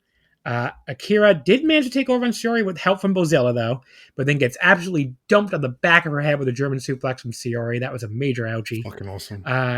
Bozilla somewhat hilariously gives both her own partner, Akira, and Sayori a layer at the same time when Sayori had them set for the German. She's kind of like, oh, sorry, but the way that made it clear she was not sorry at all. Then she threw Akira into the corner roughly to tag herself back in again. Then she dominated at first. Poi did help Sayori turn the tide on Bozilla for a second, and Sayori got Bozilla in that submission she does. I can never remember the name of. Akira did come in to break it up, though. And then time was running down. We were in the last minute. Bozilla press slammed Poi all the way to the floor. That looked nasty. Sayori nearly got the Rana pin on her, but then Bozilla took her head off with a huge lariat that she took a sick neck bump for, of course, and then pinned her with the big power bomb. Yeah, this was really good. I went 3 3/4. Definitely my match of the night. Again, not surprising. I'm very biased. Always willing to say that. But yeah, I just had a ton of fun with this. I like the Bozilla Akira story. I thought, Bozilla worked. Both girls I thought worked really well with Sayori and Natsupoi. But yeah, just the whole storyline of the match worked really well. But yeah, so that loss meant that BMI 2000 clinched first in red block before the last few nights because Sayori and Poi were both 2 points behind them and also don't have the tiebreaker. But yeah, the post-match angle with Bozilla not wanting much to do with Akira was funny. She's basically like, I won, not we. But then Suzu and Rina eventually came out and sort of forced them to make nice, but not really. So it was like the storyline would continue. But yeah, this was a hell of a show. This is one of the better tag tournament shows, I thought. Yeah, this was a great main event. I love Akira's English. When she's at the end, she was just going, Mike, please. It's just so adorable. Like, we are tag team! Yeah, it's so good. Akira's character arc during this tag league has been so successful. It's been fucking awesome. Just really good booking, putting together the progression from start to finish. It rewarded you for watching every show as well and seeing that progression of the two. So I think it's been one of the best storylines of the tag league, actually. And yeah, it was in full display here. And Movida Loca is, I think, well, no, it definitely is my favorite faction. You're probably a favorite unit. You're probably a Cosmic Angels person, aren't you? My units are Cosmic Angels and then Neo Genesis. Yeah, okay. But yeah, Movida Loca is my current unit. Yeah, I mean, you said all the same notes as me, to be honest, on those spots. So yeah, nothing else to add there. But yeah, it's like it is very I don't know. It's very like I really really enjoyed the match. I didn't have a problem with Bozilla pinning Sayori, but the people pinning Sayori before their title, because it's funny. I just praised how they were setting up Sayori for the Dream Kingdom title shot last week, and then they immediately had her take 3 straight pins. So I don't know. I'm not as thrilled with how that's going. I guess we can talk about that towards the end after we do all the pinfalls. But yeah, because I don't really like that it feels a little bit like a rerun of the build for the Starlight Kid match with her downing herself. But I don't agree that it means she's losing at Dream Queendom, and we'll get to all that when we get to one particular angle on the final night. Yeah. The second night of the tag we're going to cover here was night 11, which was November 28th at KBS Hall in Kyoto. It did a crowd of 518. Again, I only watched the league matches of this one. Did you see the earlier ones? I did, but I'm trying to think if I actually cared about any of them. So it started with Saya Kamatani defeating Emma Maishima in 719. Yeah, the only thing I noted, I don't know if it's a hot take. I kept thinking, wouldn't it be so awesome if Saya could throw stiffer or better forearms? like she's against a rookie, and it just, the classic versus champion versus rookie match. It's a classic. But I kind of prefer that matchup when the champion's destroying the rookie, and I just felt like the forearm battles were a bit weak, and I do think that's like Saya's main weak point in the ring, to be honest. And she does give rookies a lot, I think, in her matches. Like, they feel like a normal match rather than Saya going on her way to become a triple champ, possibly.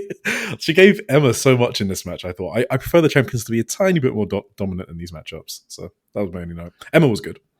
Yeah. The second match was a three-way. Mei Sierra pinned Yuna Mizumori in a three-way also involving Momo Kogo. She pinned Yuna in 544 with the Shooting Star. So interesting, she pinned her challenger. They don't have a match confirmed yet, but I would assume they're doing a title match. They're definitely doing it, yeah. So what do you think of this one? No, that was literally it. that she got the pin. There was nothing else in this match. Okay. Then we had the red block. So this was BMI 2000 beating the fake Luchadoras in 10-10. Natsuko Tora pinned... I think this one's Hazuki. Yeah, she pinned Hazuki in 10-10 with the Death Valley Bomb. So these were probably my two least favorite teams in this tournament, so I wasn't expecting much, and I don't think I was wrong. I thought it was a pretty dull affair. Wasn't really anything wrong with it, I guess, but I wasn't in love with this match. I will say announcing the 5-minute call in Spanish gets a laugh out of the crowd every time, so they're doing that correctly. And this match put me in the rare situation of actually rooting for BMI just to at least reduce the fake Luchadores' chances of moving on to the playoffs the next day. Because, they were 3-2-1 entering with 7 points, and they lost here, which pretty much eliminated them. Or I think they still had a chance to get through, depending on what happened later, but they didn't, obviously. Hazuki hit Tor with a powerbomb up the ropes. That was impressive looking, but unfortunately it was followed up by kind of a messed up finishing sequence. They were supposed to be doing, like, dueling box shots, but Hazuki just kind of missed hers and then stood there waiting for Waka to hit her in the head with the box instead. That looks horrible. And then Tor hit the Death Valley Drive for the pin. 2 3/4. I was hoping this would be the end of the fake Luchadores. Unfortunately, they showed up on the next two shows too. But yeah, they just shouldn't. I just don't like them as baby faces. This was such a weird dynamic to me. I think, like I said, the best match was against Hina and Rana on day 8 when they were heels, and this was not it. And Raka, I don't know if it's a bit that she keeps fucking up these interference spots, to be honest. It's like the only thing she has to do, and she just continuously fucks it up. But See, I thought the mistake there was Suzuki, because I didn't understand why she just... she like swung the thing and then just stood there. I was like, why did you do that? I thought she didn't hit her, so that she got kind of lost when she was smacking Hazuki with spots. I don't know. Maybe I'm biased towards Raka being bad, but maybe it was Suzuki. Then we had Blue Block.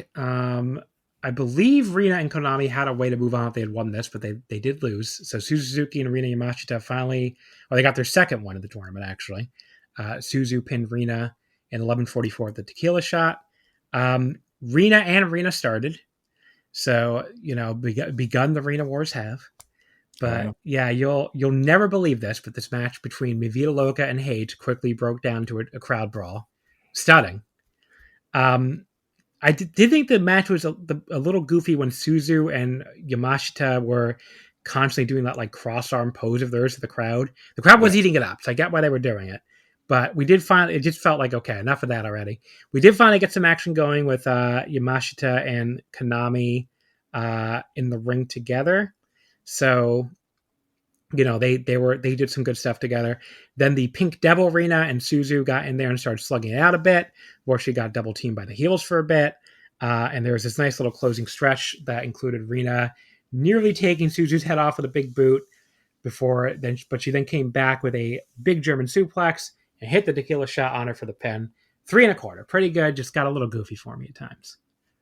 Yep, I had the exact same notes. But also I mentioned that I think Rina and Suzu might be my tournament MVPs. I might be biased. I like them a lot, but every single match they've had, I've really enjoyed. I thought. See, they were towards the bottom of my rankings for Blue Block, but that would still put them firmly middle of Red Block. I just had Blue ahead of Red. So wait, which one? Red Block was the Bazilla block, right? Or yeah, Red Block was the Bazilla block. Yeah. Okay, interesting. Yeah, I thought Yurashita was really good here. Like, her exchange for Konami was really good as well, and obviously Suzu and Rina were great on the finishing stretch as well. So I like this match a lot. Do you know what they're chanting in the fucking cross-armed pose? I have no idea. Okay, I don't know. Yeah, somebody can tell us in the Discord if they know. Tell us in the Omakase channel what are Rina and Suzu saying. Yeah. The Red Block, Bozilla and Akira Kurogane defeated Waka Tsukiyama and Rion.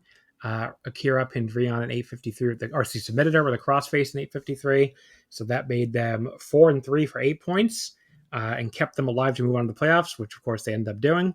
They needed a Sari and Miku loss, I think, in the main. Oh no, they didn't actually. I'm surprised you kept track of this. Yeah, I had that wrong. So I think they just moved on here, actually. Anyway, because they both had the tiebreaker on Suri and Poi. That's why Suri and Poi didn't get through. But yeah, so I think this one actually moved them on no matter what. But yeah, Waka Tsukiyama and Rion finished 0-7. So no wins for the two twerps. But yeah, Bozilla started, just dominated both her tiny opponents, as you'd expect. Akira quickly demanded the tag. Bozilla was again reluctant to do so, but did do it. And it kind of continued like that with her tagging in, dominating again, and then reluctantly tagging back out to Akira. But Akira did earn the win for her team. So Bozilla did hit an F5 on Rion, and then Akira put her in the crossface and she tapped out. That would be the biggest direct win of Akira's career to this point, I would think. Because Rion is still above her, at least. Yeah. Like, who else has Akira beaten besides other rookies? No, until the night Slater, but yeah. Yes, yeah. But yeah, Bozilla did look very proud of her afterward, and that was a nice little payoff to their tournament long story. Where she was like, "You know what? Good, you did it finally. Good job." Yeah. So seeing Akira get that kind of recognition from her giant partner was a very, very nice little moment. So they built that up well. But yeah, other than that, it was a fine little match, like a 3-star match. So. Yeah, I mean, the Akira and Bozilla storyline was the best part of this. I don't have any notes on the match. Oh, actually, okay. I'm not a Waka hater, but her uppercut, I felt sorry for Akira having to sell the Waka uppercut.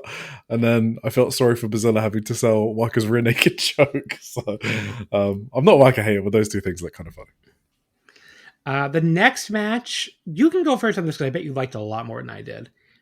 Blue Goddess Block, wow. Shuri and Saki Kashima against Hanako and Megan Bain went to a 15-minute time limit draw. Oh yeah, this match was fucking great. Wait, you didn't like this one? I didn't know. I thought this was very boring and one of the weakest matches the whole tournament. I went like 2.5. Yeah. Okay. I think you might not like Megan Bain, John. Do you think it's the Americanness, the Amoresu? No. I don't know what it is. I just don't have a great. I just don't like their I don't know their whole we beat everybody, we're big thing. It didn't really do anything for me in this tournament. Yeah. Okay. But do you think she's a better in-ring wrestler than Bozilla? No. Okay, interesting. All right. I like Bozilla better. Well, you had this discussion with Valky last episode, right? Because he's a big Megan Bain head like me. Yeah. I know. I'm not a big Megan Bain person. Yeah. Okay. Well, I thought it was awesome when she was wailing on Saki Kashima. I thought it was fucking great. Megan is not just tall; she's fucking jacked. So I guess I felt like it was super easy to root for Saki when Megan was wailing on her. I think that's kind of what a good big tall person does. So I think she was doing her job well in the match in that sense. Yeah, I don't know. That's the part I probably found boring. Where I remember writing here Saki was in there and just getting beat on by both giants for a while, and I didn't think it was very exciting. Even though Shuri cheering her on was adorable. But did you like Bozilla versus Saki? I don't remember. I did. I mean, well, it was kind of at the end of it. It was kind of fucked up, but yeah. But are you generally a fan of big versus smalls? Yeah, I like big versus small. I just didn't click for me for some reason. I don't know why. Yeah, I think it's just it's probably just the character Mega Man, right? Some people you just click with, some people you don't. yeah, I thought it was really. Oh, wait, my screen went off. There we go. So I thought it was funny where Saki just left the match. This was the match. Yeah, where she left, and then Hanako like after. princess carried her back to the ring. Yeah, exactly. So they teased the count out, and then Hanako came out carrying Saki. I loved the way Megan Bain got out of an armbar. So towards the end of the match was Megan and Syuri. It was like a mini singles match, and I thought this mini singles match was fucking good. Like it made me want to see an IWGP title match between them at some point. Megan got out of the armbar in a really cool way. That was actually kind of sick. Syuri selling for Megan, I really liked. Maybe you didn't like that if you didn't like Megan's offense. Okay, what about Megan's sell of the DDT? Did you like that? That was the best part of the match. Okay. Syuri hits a nice tornado DDT at Megan as time was rapidly running down. Yes. But yeah, I don't know. I just didn't do anything for me. It was like a 2.5-star match for me. So I was actually talking to Velko about this match because I don't know if you saw him posted in the STARDOM channel, but it was actually about this match. He made a good point that I hadn't thought of, that Megan bases really well for Syuri for some of the spots, and Megan's willing to take a lot of nastier bumps for Syuri, which makes Syuri look pretty good. And I kind of agree with that assessment, but yeah. But no, that's okay. We have different opinions on this one. I think I forgot to give the venue for this. This was Kyoto KBS Hall. Yeah. The crowd was 518, which was down from 746 for the 5-star, but it was up from 454 for a tour stop in May and 506 for last year's 5-star. They didn't run the tag league in 2024, so there's no direct comparison. But I mean, this year's 5-star was just insane. That's why. Yeah. But I did notice, I remember this because Azumi and Miyu in the second match came out to Miyu's theme song instead of Azumi's like they've been coming out. And I guess it's because Miyu's from Kyoto. Yeah. So, but yeah, this match was Sakurawa defeating Hanako. Azumi. Sorry, I just thought it was interesting that so is Hanako, and they did not build the match around Hanako, which I thought was kind of interesting. But yeah. Yeah, that is interesting. But yeah, Sakurawa defeated Azumi and Miyu Amasaki. I had pinned Azumi in 10:26. Got very fast-paced action from both these teams, just as you'd expect, and just started that way and carried its way through the whole match. There was just one moment where I thought, like, zero knee line, their like tenacity to salvage this double spinning DDT spot that looked like it was about to go very wrong. Oh my! Where like Azumi was supposed to like give Miyu a boost, and they almost fucked it up, but they made it. They got through the move without being like a major botch. Like you could tell it was awkward, but they didn't actually fuck it up. So way to go, zero knee line. But yeah, I ended up rolling through an Azumi Sushi to get a major upset pin on Azumi for her, which sent the New Blood tag champs over into the quarterfinals, into the playoffs via their tiebreaker over Ida and Priestley. So they would have faced Saki and Syuri the next day if Saki didn't get hurt in the last match. So since they did, they ended up facing Ida and Priestley. But yeah, this was a very fun match. This was 3.5 stars. Yeah, another interesting note. I don't think this match was kind of built around Miyu Amasaki, which I was kind of expecting her to get a pin here because she's been eating a lot of pins on the tour, but it was Sakura pinning Azumi. I thought it was kind of interesting that they're moving away from, I guess, building around the hometown, except the entrance, which you mentioned. But I thought the match would also be structured around her, but it just wasn't. The main event was Sari and Miku Kanoe defeating Natsupoi and Suriano in 12:07. Miku pinning Syuri. This is the one where I was like, what the fuck are they doing? Why is Miku Kanoe pinning Suriano? Oh, yeah, okay. Because it's her third straight pin. She got pinned by Ruaka on the last show from last week, which was fine because that was like the big cheating with Syuri. She like blew the fucking, and they sprayed the fucking mist in her face or whatever, and all that shit, and they hit her with, there was a big cheating thing. Saya cost her the match. Okay, fine. Then she loses to Bozilla. Bozilla's a monster, and they've been feuding. They went to the time limit draw. Fine. Why is she getting pinned by Miku Kanoe? Sari couldn't pin her at least? Does she hate Sari in real life or something and want Sari to pin her? Do you remember Tam Nakano's 5-star last year? Yeah. Well, that's the point I'm going to get to when we get to tomorrow. Okay. But the Friday, actually, I guess the final show. But yeah, the fact that Shiori's getting pinned a lot does not mean she's not winning the red belt, everybody. But if you go by previous thing, it could just be another Cosmic Angels Must Suffer thing before she wins. So I want to throw that out there. But this is the only one of the three that actually bothered me, where I'm like, why Miku Kanoe's pinning her? Really? It's very weird. Sari and Poi, they just beat the absolute shit out of each other at one point in this match. That is tradition for best friends in Joshi. Their whole exchange, which is really great stuff.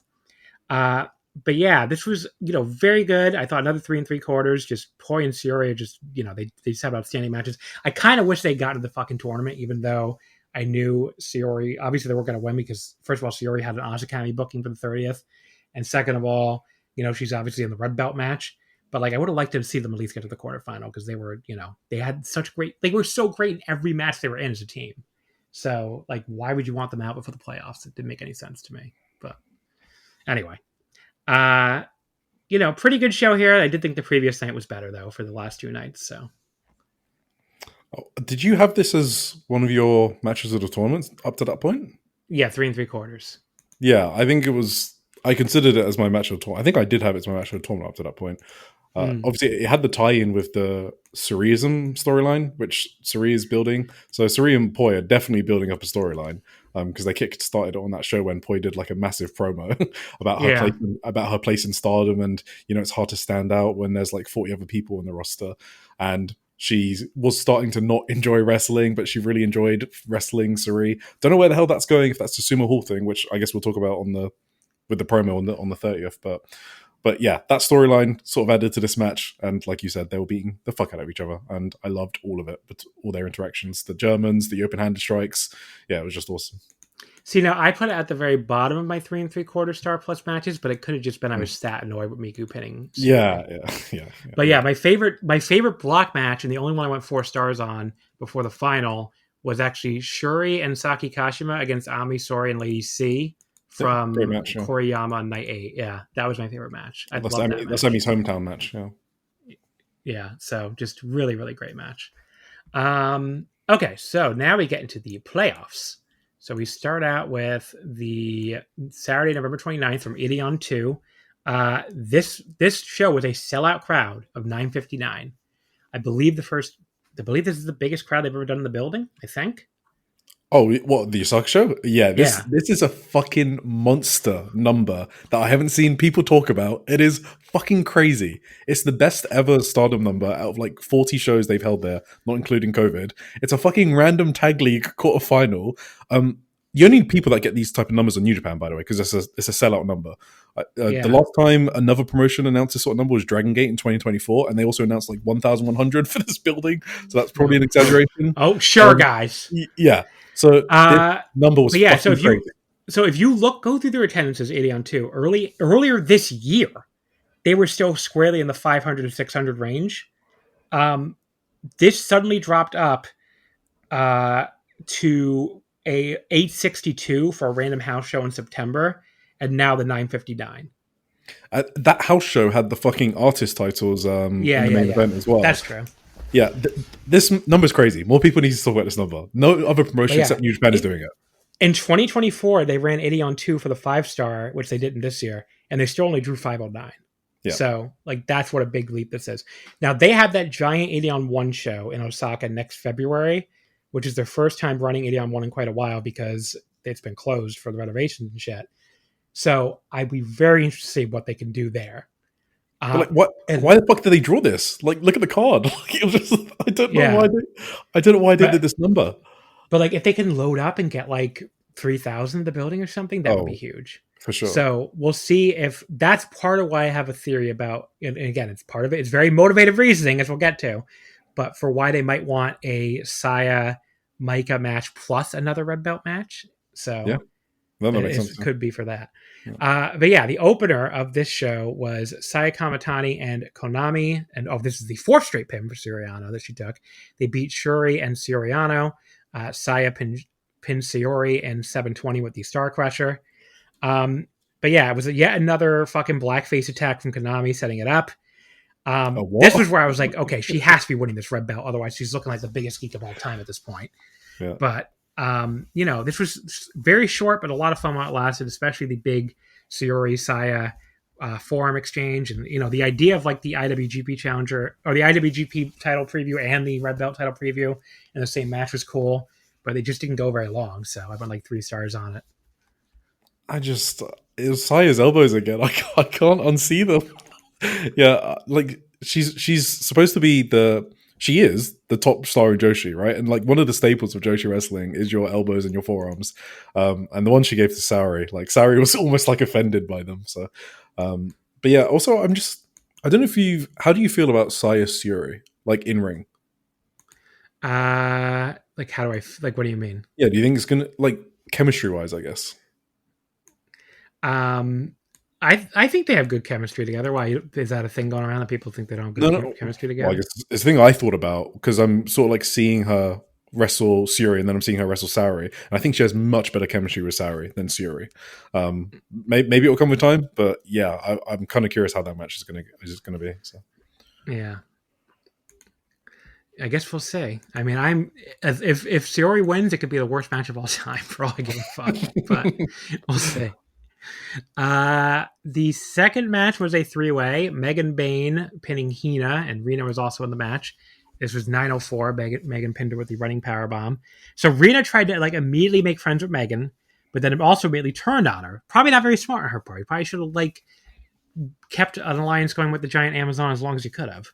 But Rina did have no fear of this giant woman at all, which I thought was funny. Like, she is not a cowardly heel, that is for sure. She's like, I am not scared of you, enormous woman. It was very, very funny. But yeah, Rina called her sister over to attempt a double suplex, but they still couldn't get her up.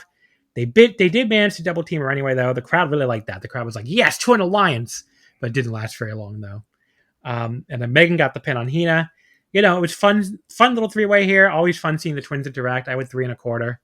During this match, I was thinking about what an odd situation to have an evil twin if you're Hina.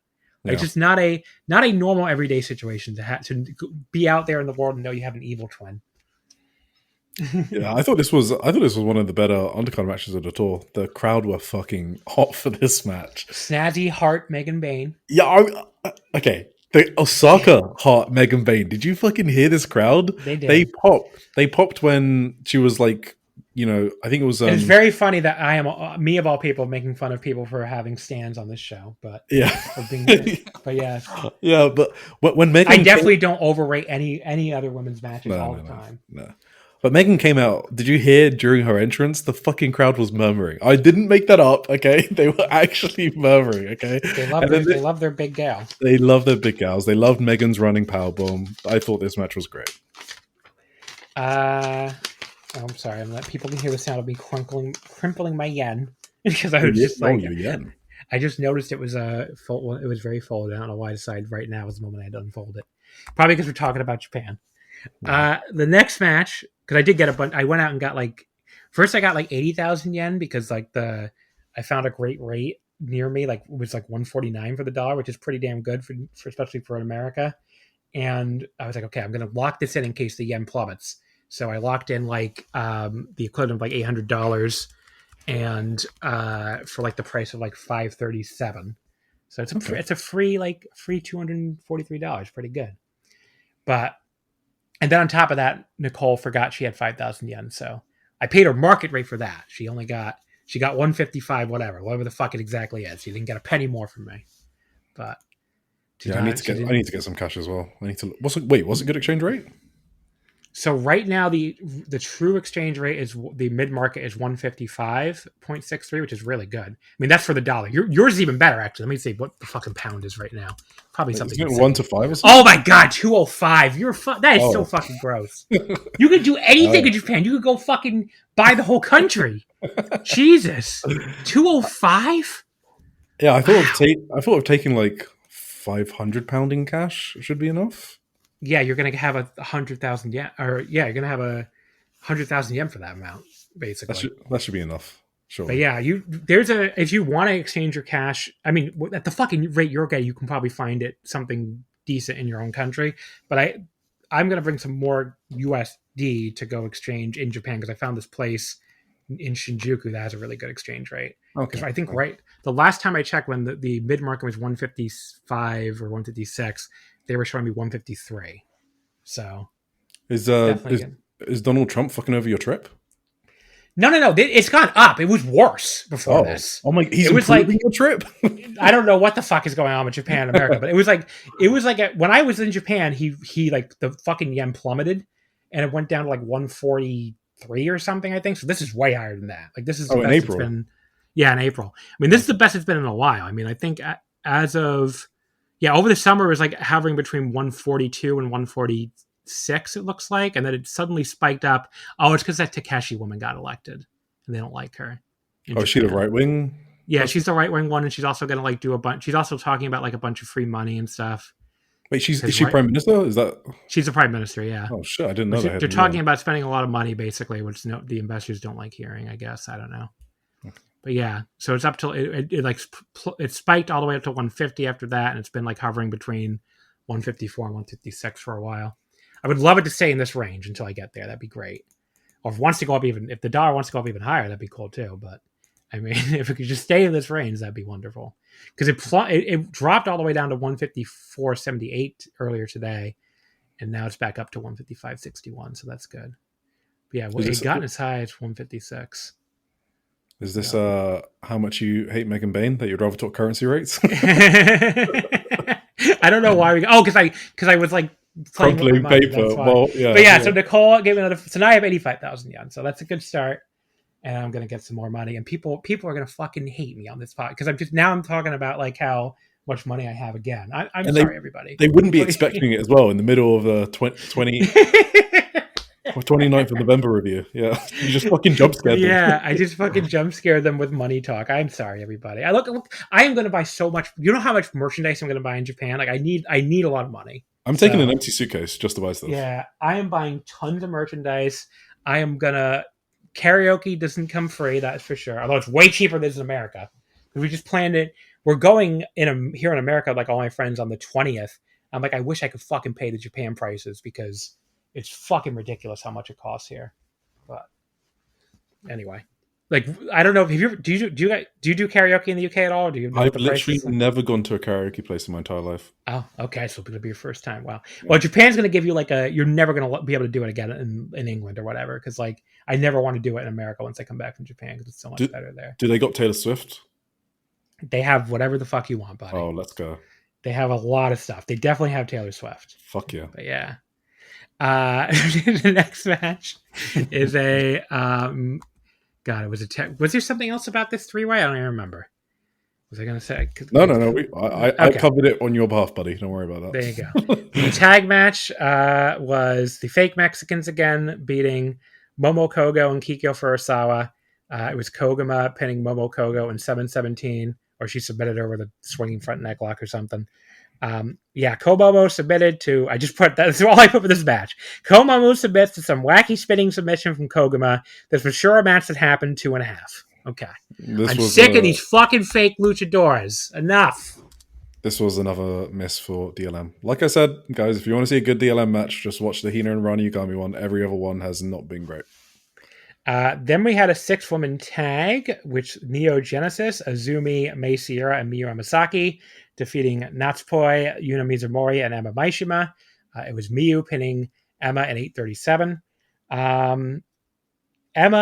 Poor Emma, she fell down on a springboard and ate shit. Very sorry to see that happen. But other than that, it was pretty good. Very fast-paced and fun, besides the unfortunate botch. And Miyu pinned her at that little cross-legged X-Factor thing, the Tensei. Okay. 3.25.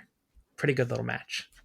I liked Azumi trying Starlight Kid's moonsault, and then the fans were chanting Azumi instead of SLK. Yeah, Marks in Osaka. They didn't spell out AZM, unlike the idiots in America. Yeah. But, remember that story? That story Rich told from WrestleMania weekend. Wait, what is that? This woman was like getting really on everybody apparently at the crowd in the crowd for like not paying close enough attention to the girls or something. Uh-huh. And then all of a sudden she goes, "Yeah, and I love AZM." And everybody's like, get the fuck out of here. I just cringed. You just fucking revealed yourself as a fake fan lady. You just outed herself like that. Just outed herself. Just like Mercedes Moné did once. Wait, did she call her AZ? She called her AZM. That's got to be for heel heat, though, right? I don't think it was. I think she didn't know who the fuck. I think she just didn't know her. Oh, no. But yeah, Azumi got mad about it. That's why it's still her pinned tweet, buddy. Oh, is it? I don't. Yeah, I don't where she's like, okay, I'm sorry. Why I shouldn't assume everybody has the stupid fucking bullshit Nazi app. But yeah, Azumi, her pinned tweet is like, it's like by name. It's like the way she wrote it in English is very funny. Let me just pull it up because I can't do justice to it. Probably. Wait, wasn't that during their feud though? Like on AEW Yeah. TV? My name spelled AZM, but it's called Azumi, and then like 6 exclamation points. And it's like her confronting Mercedes at this press conference with Naoki Sugabayashi of New Japan just looking on like, these two broads. Like, I don't know, the look on his face is very like, why am I here between these two ladies? It was very funny. Azumi is wonderful, that's for sure. But yeah, she's a very feisty young lady. I guess is the best way to put it. Also, you're not on Twitter, you did not see all the members of Neo Genesis besides Starlight Kid joking about how drunk they got during their party with Starlight Kid. There's no way. They all drink apparently.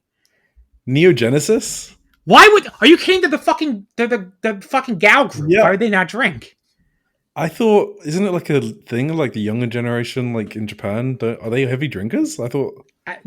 I think everybody in Japan is kind of a heavy drinker. Okay. But, do you think Mike's thing is a gimmick?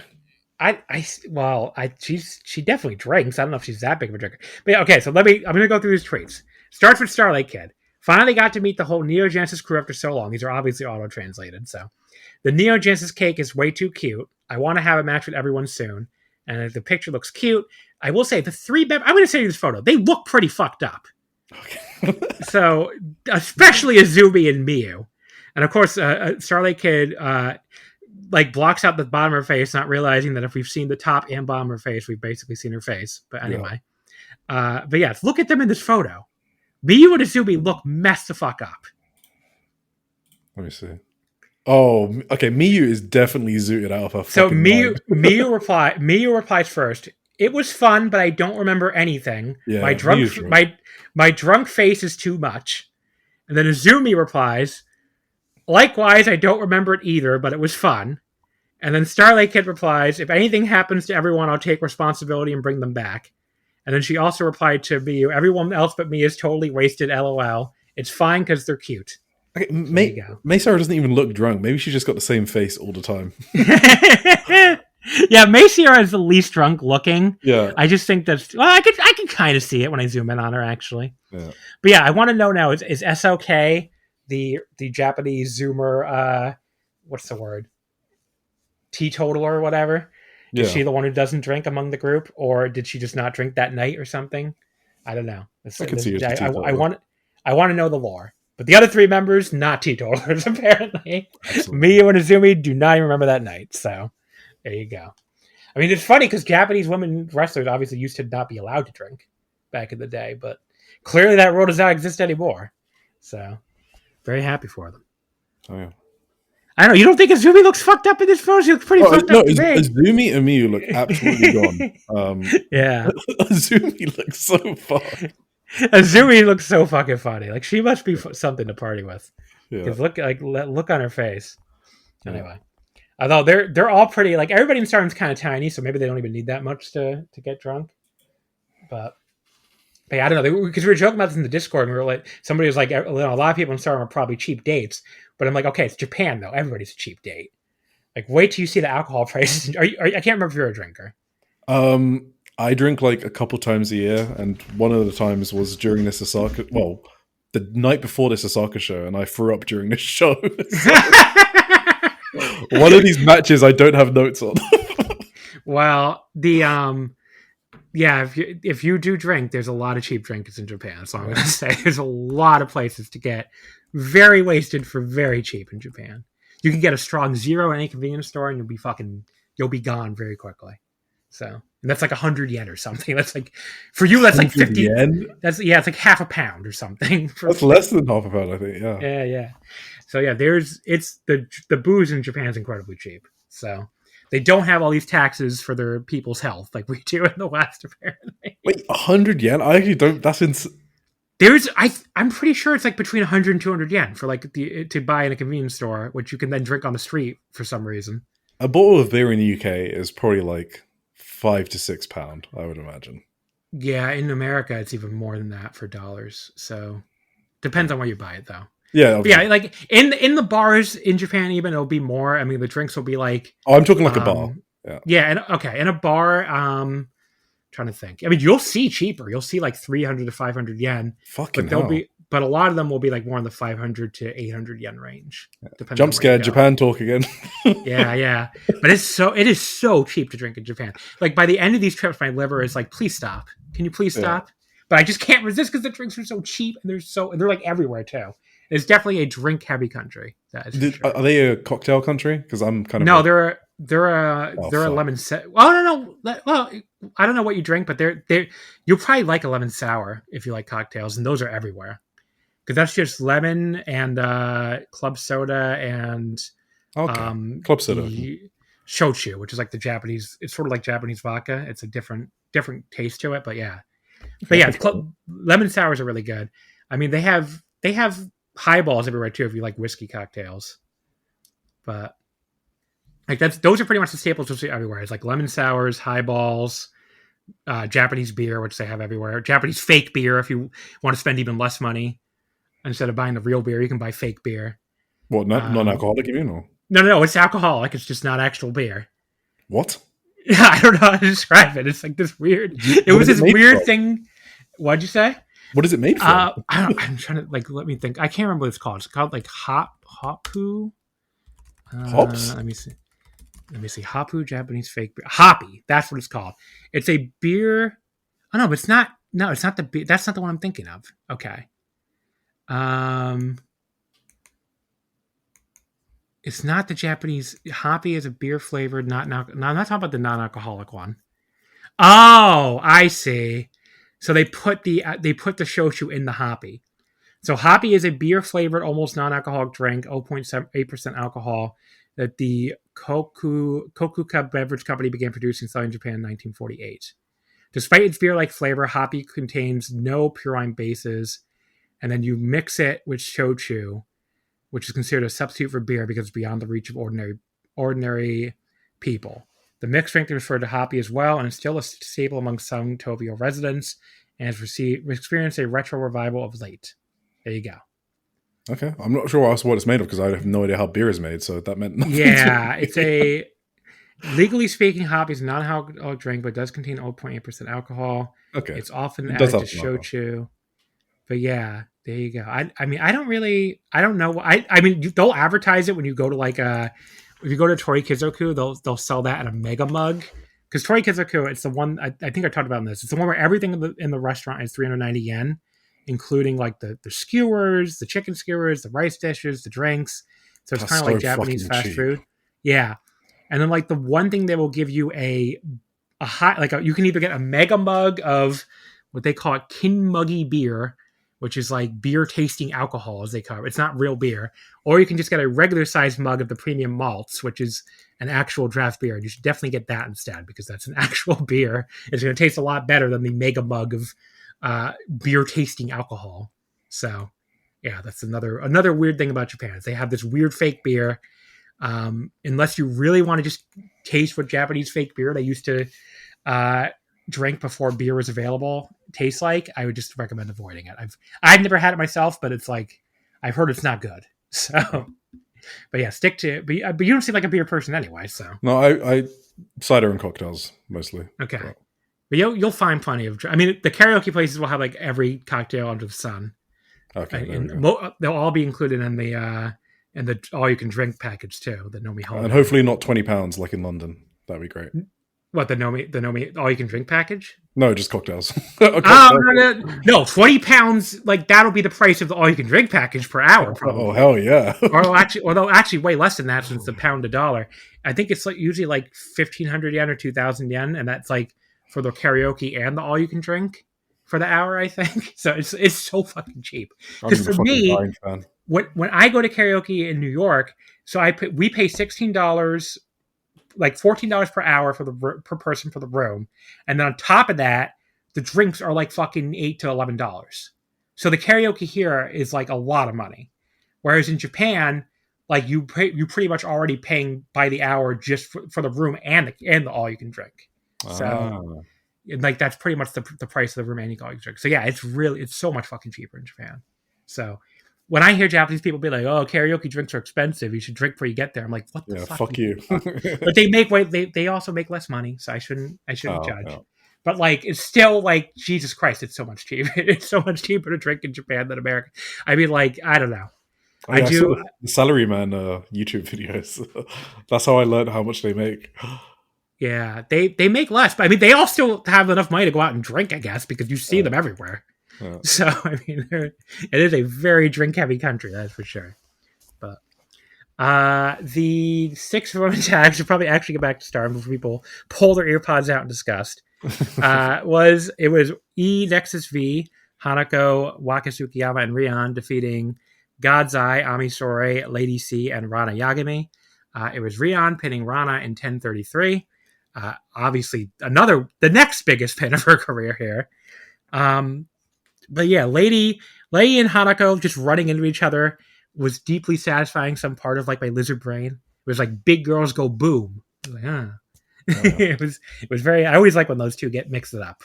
Like, I don't know. It's very. Well, you remember the 8 men at the Korakuen? Sorry, the 8 men at the. Sorry, the 8 yeah. Yeah. I don't know, when those two go at it, the two like tall Japanese women, it's always fun. Yeah. But yeah, there's this enormous pop for the twerp Rion. Actually managed to hit Rana with her little flipping Hanaguruma thing. I don't know. It means like flower cartwheel or something, like flower wheel or something like that. Yeah, flower cart. But yeah, she pinned her. The crowd was like, "Oh my god, Rion!" That was such a cool moment. But yeah, fun little undercard 6-woman tag, 3 1/4. Yeah, this was the match I was vomiting. So yeah. You went that hard, huh? I only had fucking 3 ciders and 2 champagne glasses. I don't know why I vomited. Yeah, see, I drink. I wouldn't say I drink like, I'm not like an alcoholic or anything, but I drink like a few times a month at least, and like I never have any issues with like vomit or anything. Like, okay, there was actually one night kind of recently where I thought I might vomit on the bus back from from Manhattan to the Bronx. And I think I just overshot my target a lot because I'm usually pretty good at keeping my target in line, but for some reason I wasn't feeling drunk at all. So I kept going and going and going. And then it all hit me at once. And I was like, oh God, I'm going to be sick. But I did manage not to throw up. So I've only ever thrown up from alcohol like maybe 2 or 3 times in my whole life. So I'm pretty good. And I almost never get hungover either. So I definitely, tolerate my alcohol very well. I think I'm also bigger than with your weight loss. Congratulations. So I don't know how I can't drink that much alcohol. So yeah, it's I don't know. You have to build up a tolerance. If you only drink a few times a year, that's probably yeah. I mean, I can drink a decent amount, but until I get drunk, but then sometimes like that other time it can backfire on me where I'm like, I feel fine, drink. Oh wait, so that does happen to me. Well, how's your weight loss? Self-plug. So I've kind of stalled out in the 230s, to be honest. Like, It's not like I'm doing badly or anything, but like it's been a lot slower, which I kind of thought would happen eventually. Yeah. But yeah. So I've been sort of stuck in the 230s. All right, folks. We had a little technical difficulty there where the waveform had disappeared from my screen. I didn't want to risk anything. I think the recording was probably fine, but better to be safe than sorry. The next match was a double count out here. Suzu Suzuki and Rina Yamashita against Natsuko Tora and Muraka. They went to a double count in 10-19. I thought it was funny before the match where Suzu and Rina were basically like, I'm pretty sure what they said was basically, we can still get a title shot without winning this tournament now if we, beat these two. And they charged the chance right before the bell. And Callum in the Discord, who is way more fluent at Japanese than me, did confirm that's basically what they said. So I was proud of myself. I understood them because they said "you show" a lot, which is like championship. So I was like picking it up. I was picking up on that, and I was like, okay, that's what they were saying. They were saying that we could still get a title shot. Suzu seemingly had Tora pinned with a German, but Rina pulled the ref out, and then it was box attack time, and then they threw them into chairs and all that stuff, and then they just ended up brawling out there to a double count out. So even with the screwy finish, I thought this was pretty good. And to be honest, it was more jank than some of BMI's actual tournament matches. So 3 1/4, pretty good. Yeah, this was I kind of want to start some Natsuko Tora agenda. I think she's really good. I don't know if that's a hot take, but I love Natsuko Tora. I thought she was great in this match. I thought she was also great against Itsuki Aoki in the title match in Korakuen Hall main event. So I just think her work is really fucking good right now. She was taking like most of the sick bumps in this match. Notice how Raka was doing fuck all. So and then Raka's one thing that she breaks up a pin and then she broke up a pin and then she just rolled out of the ring without anyone hitting her, and that's not how it works. Someone has to hit you, so then you sell that you're hurt and recovering on the outside of the ring. She's just not good at anything. But anyway, that's good. Yeah. I like her too. It's Ruaka that I don't like really. So. Yeah, exactly. So Suzu brought back the running sliding kick. I don't know if you noticed that. I just wasn't expecting that. I thought she had dropped the move because of health issues. So I was actually surprised she brought it back. But yeah, it is interesting. Then we had our first of the 2 quarterfinal matches. This was for the red block. So the second place, Sari and Miku Kanoe, lost to the third place of Bozilla and Akira Kuragane. It was Akira pinning Miku with the half-hatch suplex in 15 minutes and 9 seconds. So Akira, after her win the day before, she finally earned some respect out of Bozilla. They fist bumped coming out, and then she let her start with no complaints. That was really cool. Bozilla almost pinned Sari with this enormous sit-out powerbomb just after the 10-minute call. Yeah. But Miku was there to break it up. And this whole match was just like super intense and vicious. And the way Bozilla and Sari just kept like getting each other's faces. Bozilla afterwards kind of challenged her to a singles match. So we'll see if that goes anywhere. But yeah, Bozilla, like at one point she lifted Miku up with ease out of a pin attempt before Sari just like yanked her hair really hard to get her to let go of Miku out of midair. And then Bozilla just ran over them both with this huge double lariat anyway. So that whole sequence was really good.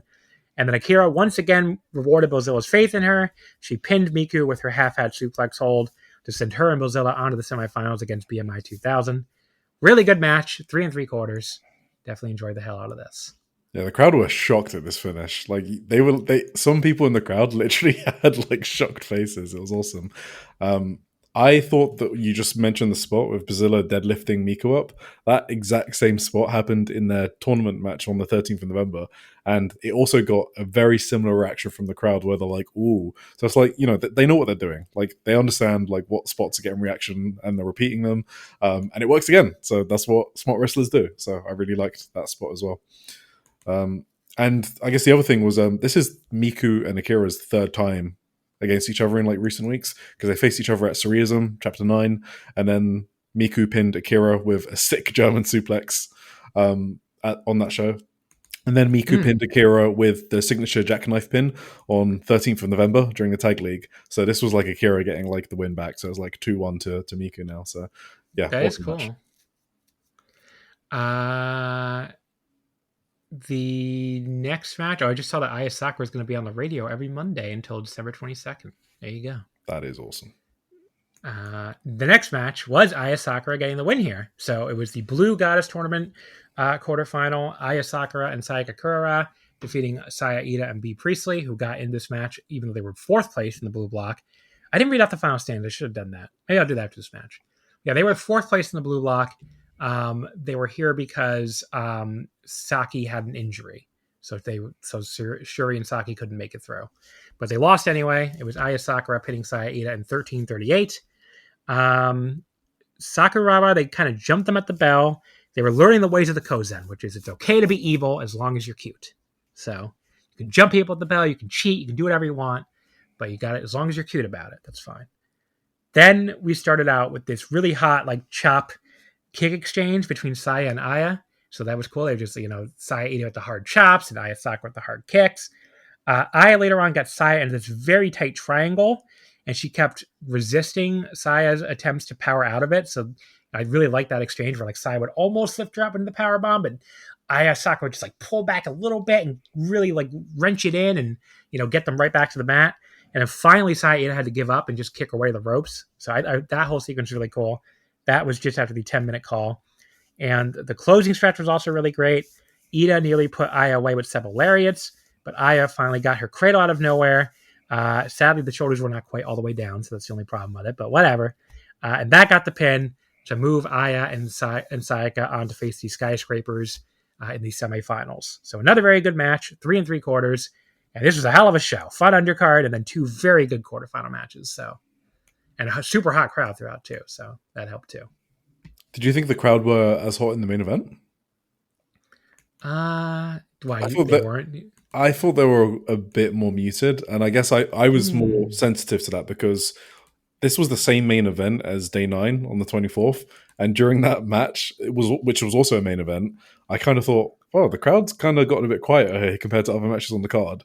So I don't know if there's something about this pairing that they're not into in the main event, or if I was just imagining things, but it could be. Yeah, I don't remember thinking they were less hot. Maybe it's just they peaked in the prior match with the Godzilla. Exactly. That's what I think. Yeah. So. But no, I thought it was. I mean, Saya and Aya Sakura was so good together. That was the best part of the match by far for me. I almost bit on the running lariat from Ida for the near fall, and Sayaka's spear is a legit good spear, right? It's like one of the best in wrestling right now. Yeah, seriously good spear. So yeah, no. So let me give the standings real quick since I forgot to do that. That was the end of the previous night, what the standings were. So Blue Block, Hanako and Megan Bain won it with 5-1-1 for 11 points. Shuri and Saki Kashima finished second, actually, with 4-2-1 for 9 points. They had to pull out because of Saki's injury. Sakurawa finished third with 4-3 for 8 points. They had the tiebreaker over Saida and B. Priestley, who were also 4-3 and 8 points. I think that changed nothing. I think Sakurawa were going to beat Shuri and Saki and just win the tournament anyway. Yeah. Because like Shuri and Saki were not going to win, given that Shuri, it already has IWGP. So yeah, it just changed who they beat basically.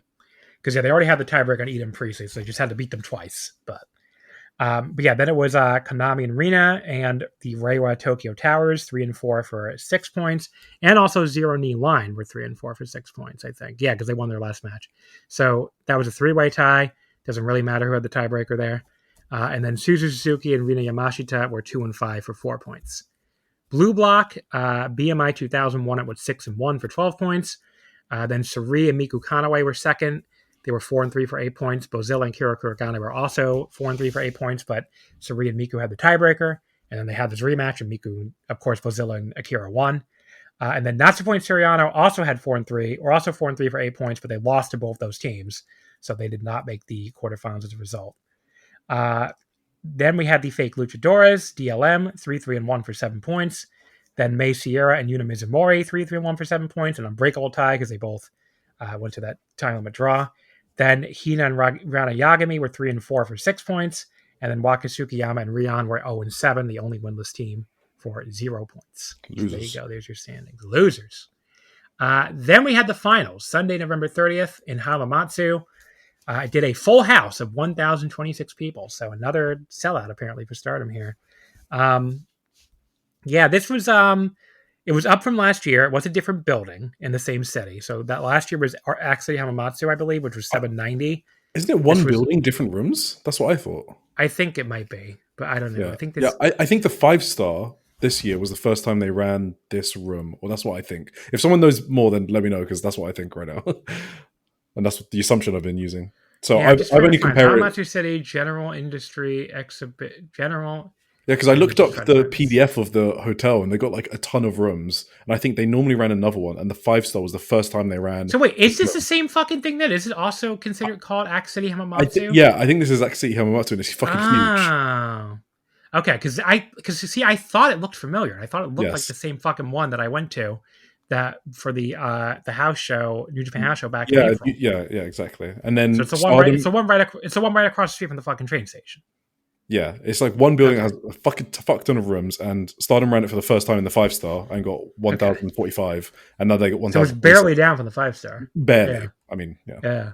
Like 19 people. Yeah. So, New Japan did like 1.7k here for one of their G1 shows, so don't know how they did that, but yeah. We had the Blue Block, which was the first of the 2 semifinals. This was the Blue Block final. Sakurawa defeats the Mega Skyscrapers. It is Aya Sakura pinning Hanako in 10:55. So Megan immediately hit a double power slam on both smaller girls. That did look impressive. And then she started pounding poor Sayaka in the chest against the ropes. We got some friendly fire here, though. First, Megan accidentally big booted her own partner off the apron while she and Aya were slugging it out. And then Megan accidentally dove on her as well. It's like, okay, just nailing your own partner here.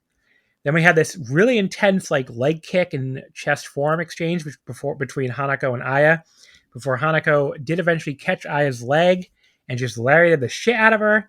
Then big booted her pretty hard for good measure just for the 10-minute call. They went for the Doomsday device, but Aya escaped and got a roll-up for a close 2 count. And then after that, Sayaka hits a missile dropkick on Hanako, and Aya cradles her with her little signature cradle thing and gets the pin. I was thanking God for this. I did not want to see the Mega Skyscrapers in the finals. I really wanted my girl Sakurawa to go through, and they did. 3.5. Good match, and one of my favorite Mega Skyscraper matches, honestly. I thought when I saw the bracket, I was 100% sure Sakura were going through. So this match didn't have too much, like, I guess, tension for me because Megan Bain doesn't need the finals. I thought there was no way. I don't know. You weren't scared of the big versus big match against Bozilla? I thought it could happen. Really? That would be crazy. It just doesn't seem like the way that Okada would. I don't know. I don't know if you agree, but I think Bazilla's booking has been really good by Okada. Like, he hasn't really super pushed her. Like, how many titles has she fought for? What, the New Japan Strong Women's title? Like, who gives a fuck about that title? So I think he's been very measured in his pushes of like big gaijin, I guess, coming in. So obviously he made her look strong, but I didn't think she was going to the final. In terms of the match, I thought Megan Bain's suicide dive was insane, John. I liked Megan Bain in this match. Yeah, she was. This is definitely one of her better performances, I will say. The suicide dive was crazy, but she missed her part. She hit her partner though. Yeah. What do you think about? Very ineffective. Aya Sakura and Hanako just have the best chemistry.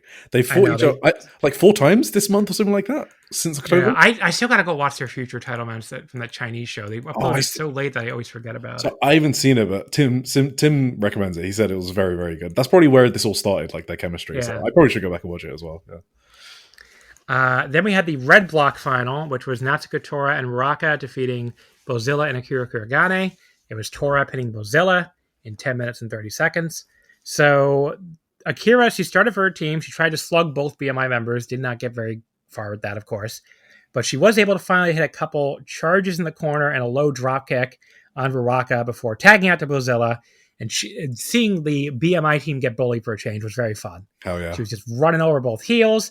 She hit a fucking double missile drop kick on them. That looked badass. Then she got the big delayed pile drive on Tora just for the 10-minute call. But Saya yanked Barb out away as he was cutting the pin. Tora immediately spit blue mist in her face, and then Muraka hit her with the box so Tora could roll up with the pin. I did like this finish by heel cheating standards. It was like the full course, which was always kind of fun. It made sense. But, match was pretty good, just not as good as the opener. I went 3 1/4, and we got the champs versus champs final. I was kind of worried at this point they were going to put BMI over and just have the tag champs win for once, but that is not what they did. You have no faith. Yeah. But yeah, and the other thing too, I like that Bozilla took the fall. She didn't have any reason to backslide with Akira, and she when they got backstage, she didn't blame her for the loss or anything, so that was good. Yeah, she said I would have been. Oh, sorry. She said she was going to kill hate, basically. Yeah, exactly. Yeah. But yeah, I would have been very disappointed if she would went right back to hating her. So yeah, in terms of. I was just going to say in this match, because obviously we were talking about Bazilla and Megan Bain earlier, and I do think Megan Bain's a bit more polished than Bazilla, and Bazilla's got a few things she could work on. Like, one of those things is like the running senton, I guess. So like Natsuko has a really good one, right, where she's like floating in the air for a second, and it always pops the crowd. Like the crowd go like, they do like a gasp almost. So I think Bazilla could like still learn a few things. It's not to say she isn't good, but there's still things where she could round off that I think Megan Bain is more polished than Bazilla. Sorry, John. It's okay. Next match, Konami and Rina lost to Waka Tsukiyama and Rion. It was Waka pinning Rion in just 57 seconds. Fuck me. Again, we had 2 baby faces charging hate before the bell, and the 2 twerps did not get very far with that anyway, though. But wait a second, though, because somehow, so basically, Rina and Konami were destroying them after they jumped over the bell. Rina hit the Pink Devil immediately, but Waka somehow rolls right through it and pins her. What? But yeah, this was too short to even rate, but this was indeed to set up your next artist challenger. Konami sets it up right away for December 8th at Korakuen. But as they're beating them up at the match, suddenly Mika hits the ring. She gets a huge chant. She had done some stuff in the press that basically said she was going to return soon. And, she gets right up in Saya's face, and she says she wants to destroy hate. She does not mention the red belt, which is going to be part of my cope here. But yeah, she gets up in Saya's face and says she wants to blow away hate. And then she'll also make her return December 8th.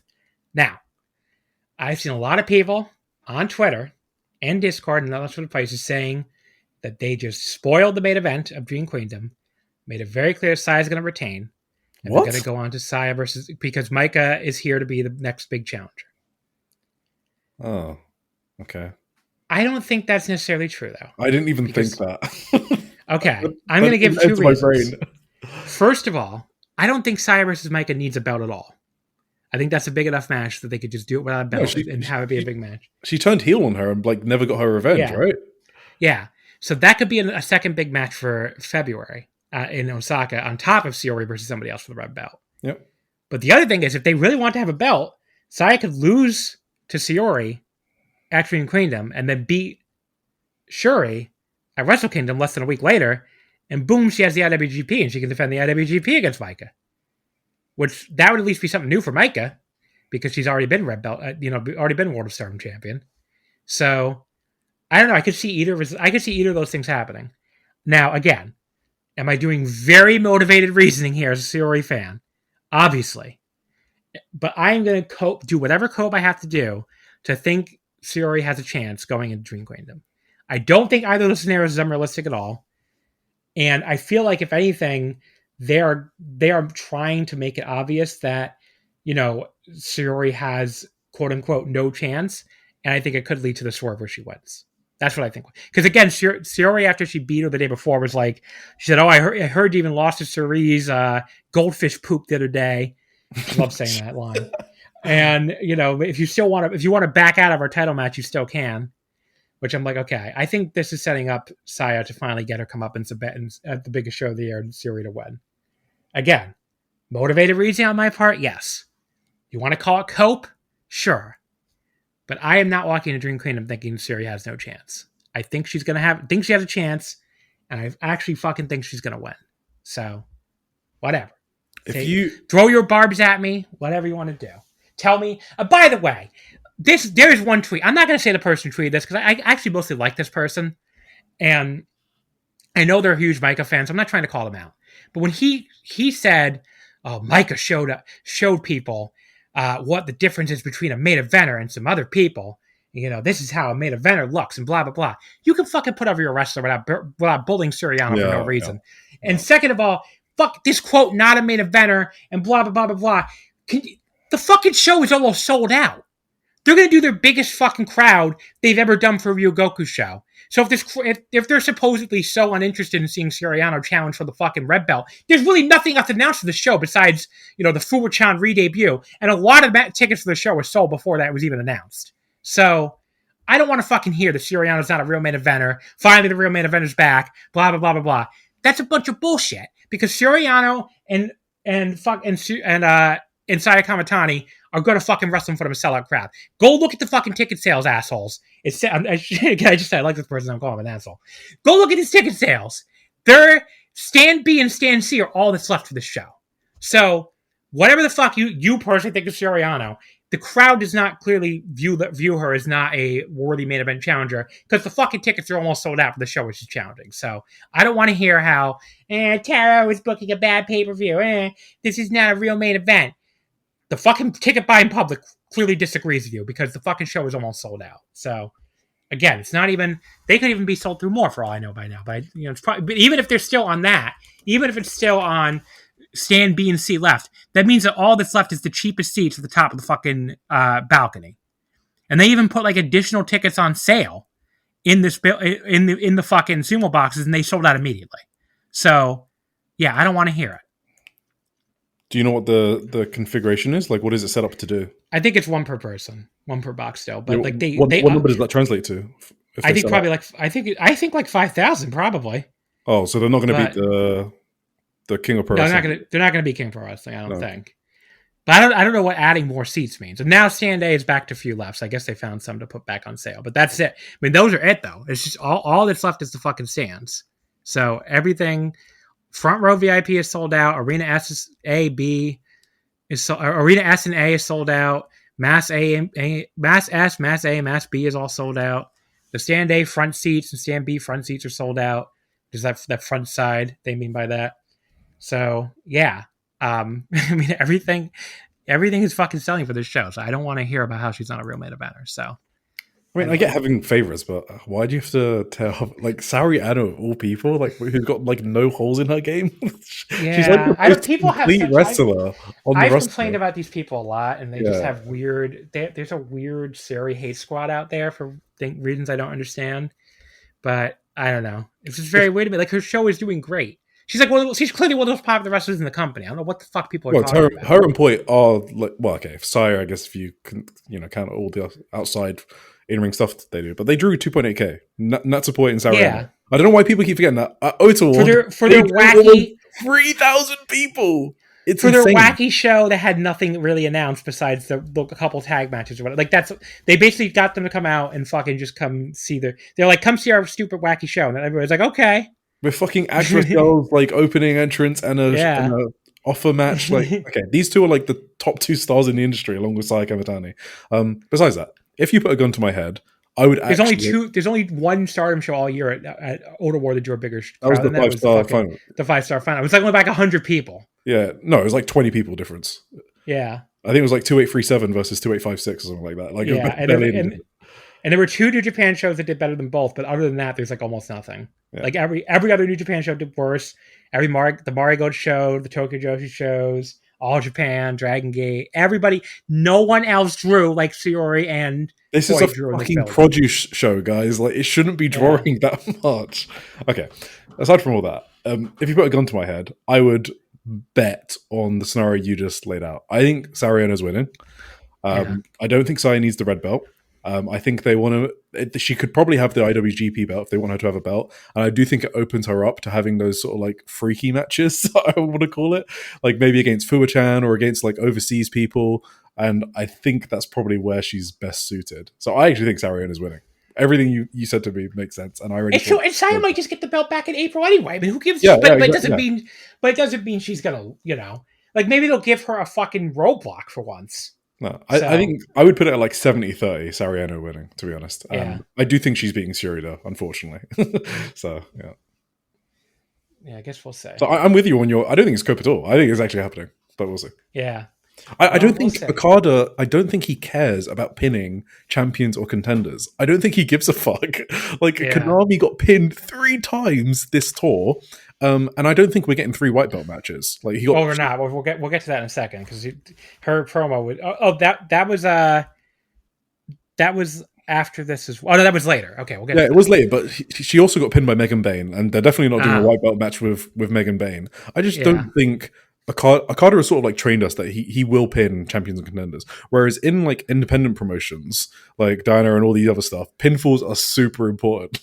Like the runner of Diana, like Kyoko Inoue, is like 29-1 in Diana. Like in these promotions, it does matter. I don't think it matters in Stardom and Okada's booking. Then we had a 3-way, Suzu Suzuki pinning Emma Maishima, and a 3-way also involving Lady C. This one 442. Suzu won with the Grand Maestro of Tequila? Okay. Wait, is that her roll-up? Her roll-up has a name? That's what it says. Grand Maestro of Tequila. Okay. And again, you were asking me if these people drink? Yeah, that makes sense. Grand Maestro of Tequila.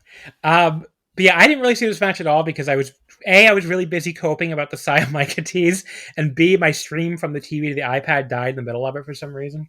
So I had to get it back. I have no notes on this match. This was a pretty nothing match. Okay. I mean, it went less than 5 minutes, so I kind of figured. The next was a 6-woman tag. It was Azumi, Miyu Amasaki, and Mei Sierra defeating DLM and Kiko Furusawa. Azumi pinned Kiko in 5:09 with the Azumi Sushi. So, okay. I wrote down the funniest sentence because I wrote this down by notes. I'm like, okay. I wrote down, quote, hopefully after this match, we'll finally be rid of the fake Mexicans forever. And then thought about it for a second. I'm like, that sentence would be a lot worse without the word fake in front of it. I didn't know you had swapped sides. Are you Republican now, John? Hopefully after this match will finally be... Yes, the word fake there does a lot. Yeah. So it does a lot for that sentence. It makes that sentence okay to say out loud. So I'm just tired of these fake Mexicans. So not tired of any actual ethnicities. Real Mexicans, yeah. Yes. The three quote unquote non-Mexicans, I guess, all all three non-Mexicans. They all tied up all of Neogen in Paradise Locks to start. And Kikyo took this opportunity to repeatedly poke Miyu in the butt for some reason. That was very funny. She's like, "Look at this butt!" I'm like, Kikyo, what is going on here? But yeah, Azumi pinned Kikyo very quickly with Azumi Sushi. I mean, this felt too quick to even rate to me, so I didn't rate it. No, I've got no notes on this. But did you know how popular Kikyo is? I don't know if you spoke. Have you spoken? Yeah, fans love her because she's because they know she's one of them too. Because they apparently people knew her as a fan before she became a wrestler. So doesn't she have some of the most followers in the whole company? She's in the top 5 or 10 or something. It's something crazy like that. Is that the case? I didn't even notice. Yeah, she is really popular, insanely popular. Yeah, she has 8,300. I feel like more people. 83 on Twitter.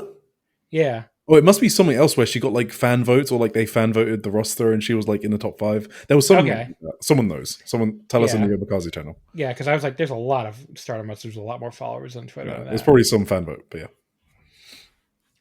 yeah. Then we had an 8-woman tag. This was Tomoka Inaba, Amisore, Hina, and Kyoka Kitatsu, defeating Saya Ida, B. Priestley, Momo Kogo, and Yuria Hime in 9:24. Tomoka pinned Yuria, and she beat her actually, submitted her with a just face lock. This was Yuria Hime's first match back in a while, I think. Yeah, it was. I'm trying to remember when her last match was. I should have wrote it down. Let's see. Korakuen?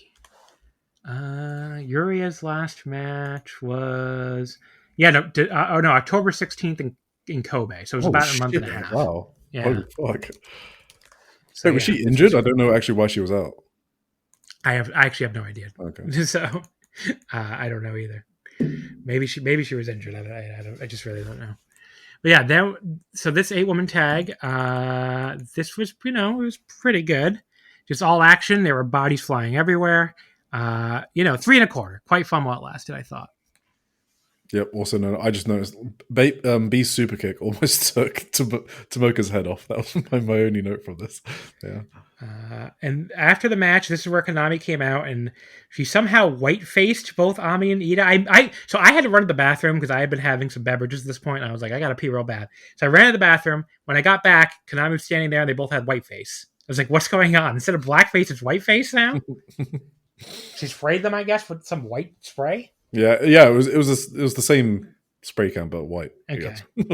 But yeah, so she announced that she's going to make the 2 wrestlers who both have a rightful claim to a title shot from pinning her in the tag league fight each other on the next Korakuen instead. I guess December 8th also, and the winner gets the actual title shot at Dream Queendom. Very dastardly, very heelish. So why would the challengers agree to this? I don't think they really got a chance to agree. I think Konami's just like, my word is law. No, I don't know. They just kind of looked at each other like, okay, I guess it's what's happening.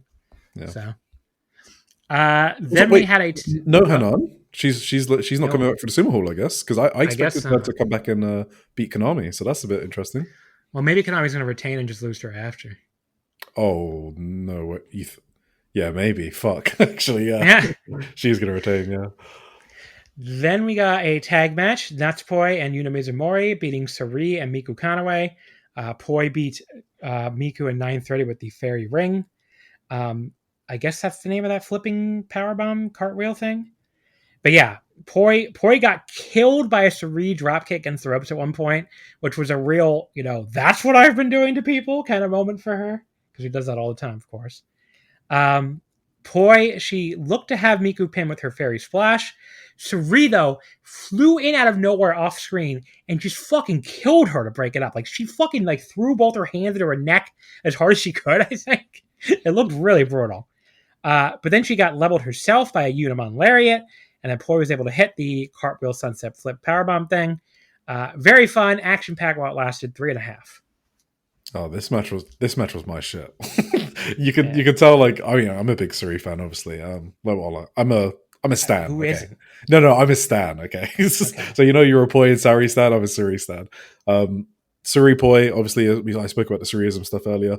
Yuna and Suri have a kind of an interesting backstory, where apparently Suri drop kicked Yuna in the neck in like 2019, and Yuna remembered that. And I don't know if you remember their interaction at the Korakuen Hall, where Yuna was just like larryting the fuck out of Suri. Because then they mentioned it backstage. So it's part of the story that Yuna fucking hates Suri, and she was throwing some fucking illegal forearms in this match. I just need Yuna and Suri in a singles match immediately. Yuna looked fucking lethal. She was like trying to take Suri's head off. So I really liked those two interacting a lot. And yeah, I thought there was a lot of really good selling in this match from Poi, obviously. Like Miku drop kicking at Poi, and she went fucking flying. She was bumping her ass off for Miku. So yeah, I just love this match. Like Yuna's lariat, it felt like an All Japan match, to be honest, like a 90s All Japan match, not 2025. Yeah, I love this match. Afterwards, I was hoping we would get the announcement for Dream Queen, and we didn't, though. Poi just like kind of challenged Suri, but they didn't confirm a date unless I missed it. So they didn't. Come on, god damn it! I want this match with Dream Queendom so bad. So it must be Dream Queendom because they're building on the Stardom show. But I kind of thought if they're going to delay it for Suri's Yokohama Budokan event, Chapter 10, on the 22nd of March, because they did start building this storyline on Suriism. So I don't know which one it's going to be on, but hopefully it's Dream Queendom because they're building it here as well. We'll see. Yeah, I hope to God it's Dream Queendom because I'm going to be front row for that. Hell yeah. Where are you sitting for that again, by the way? Are you the one right behind us? Okay. Right behind you, yeah. It's hard to keep track. Like, I know 7,000 people going to the show. Yeah. So it's you and Tim right behind me, right? I think. Yeah, me, Tim, and a few others, yeah. And then I think Armutha's in the sumo boxes. Paul's in the sumo boxes. I think Chris is also in the sumo boxes. Yeah, Chris and Kaze in the sumo boxes, yeah. Yeah. Yeah, there's a lot of people going to this. There's going to be like over 100 foreigners, right? I would think. Easily. Yeah. Then we had the next match, which was Saya Kamatani and Azusa Inaba defeating Shuri and Rana Yagami. It was Shuri pinning Azusa in 9:44 with the Flowing Flame. I don't know what is that? What is the Flowing Flame? It was Wait, wasn't it Syu Sakai? Isn't that her finisher? Like maybe that's the literal translation of yeah, it's like the Emerald Flosion type move, right? Yeah. That's definitely it. Okay, yeah. So let me put. It's probably. Okay, let me just put this. Ready? I think it's called Syu Sakai. I don't actually know what the. Yeah. Well, I think it might mean Flowing Flame.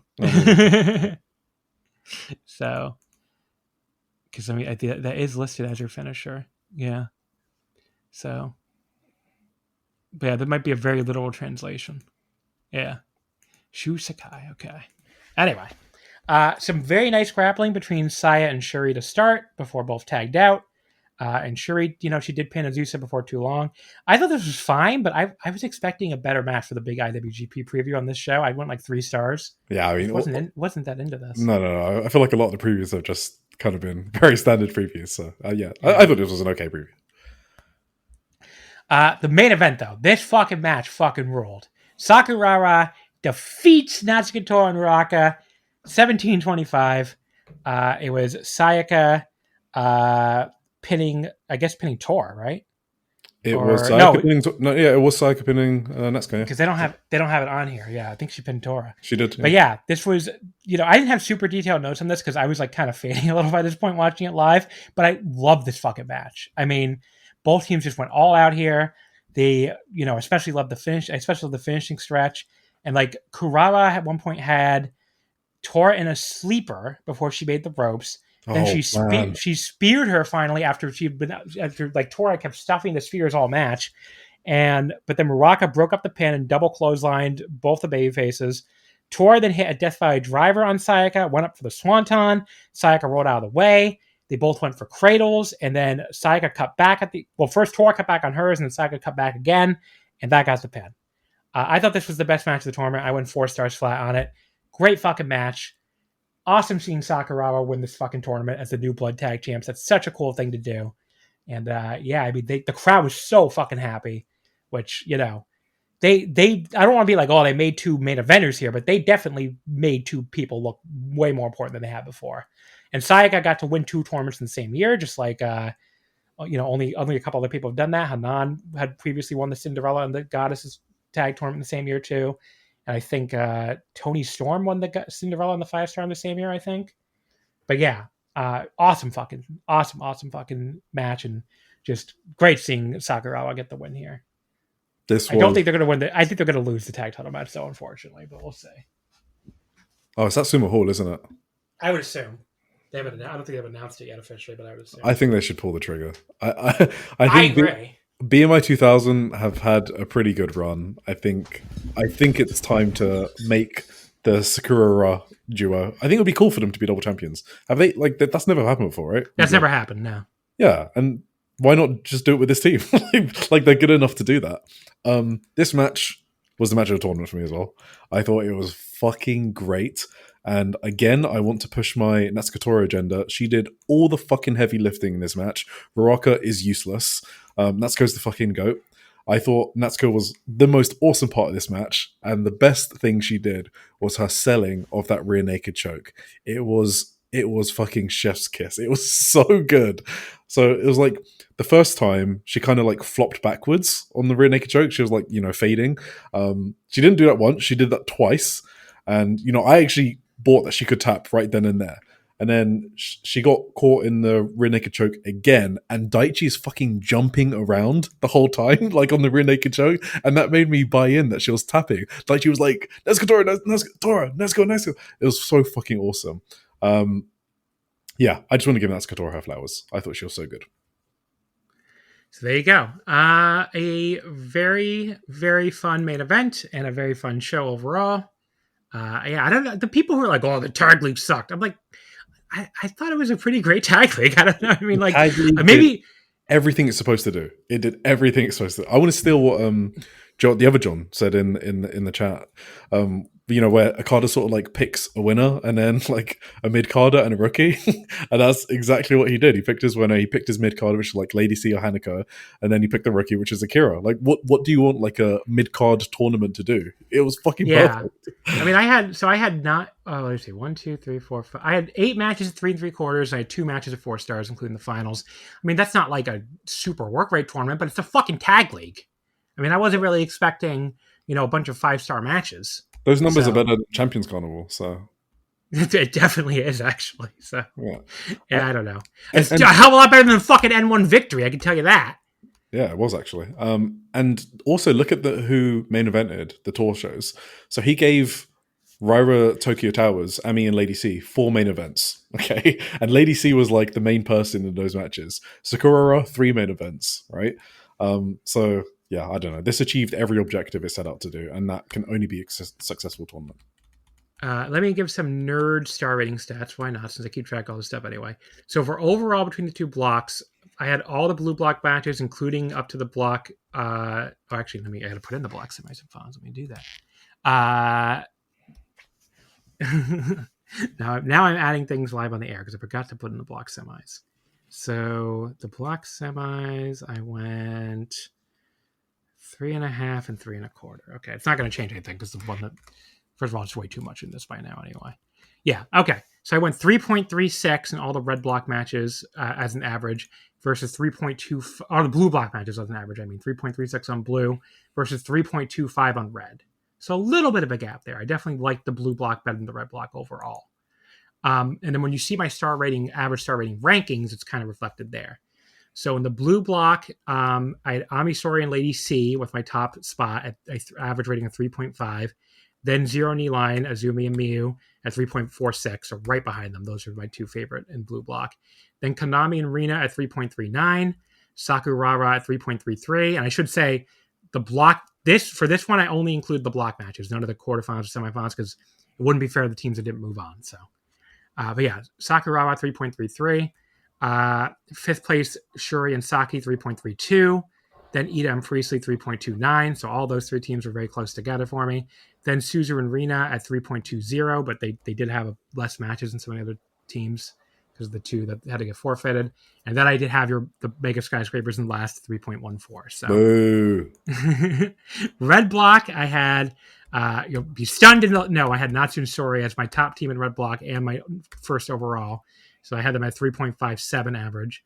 Then I had Suri and Miku at 3.36. Mei and Unimon at 3.29. Bozilla and Akira also 3.29. Then Waka and Rion at 3.18. BMI 2000 at 3.14.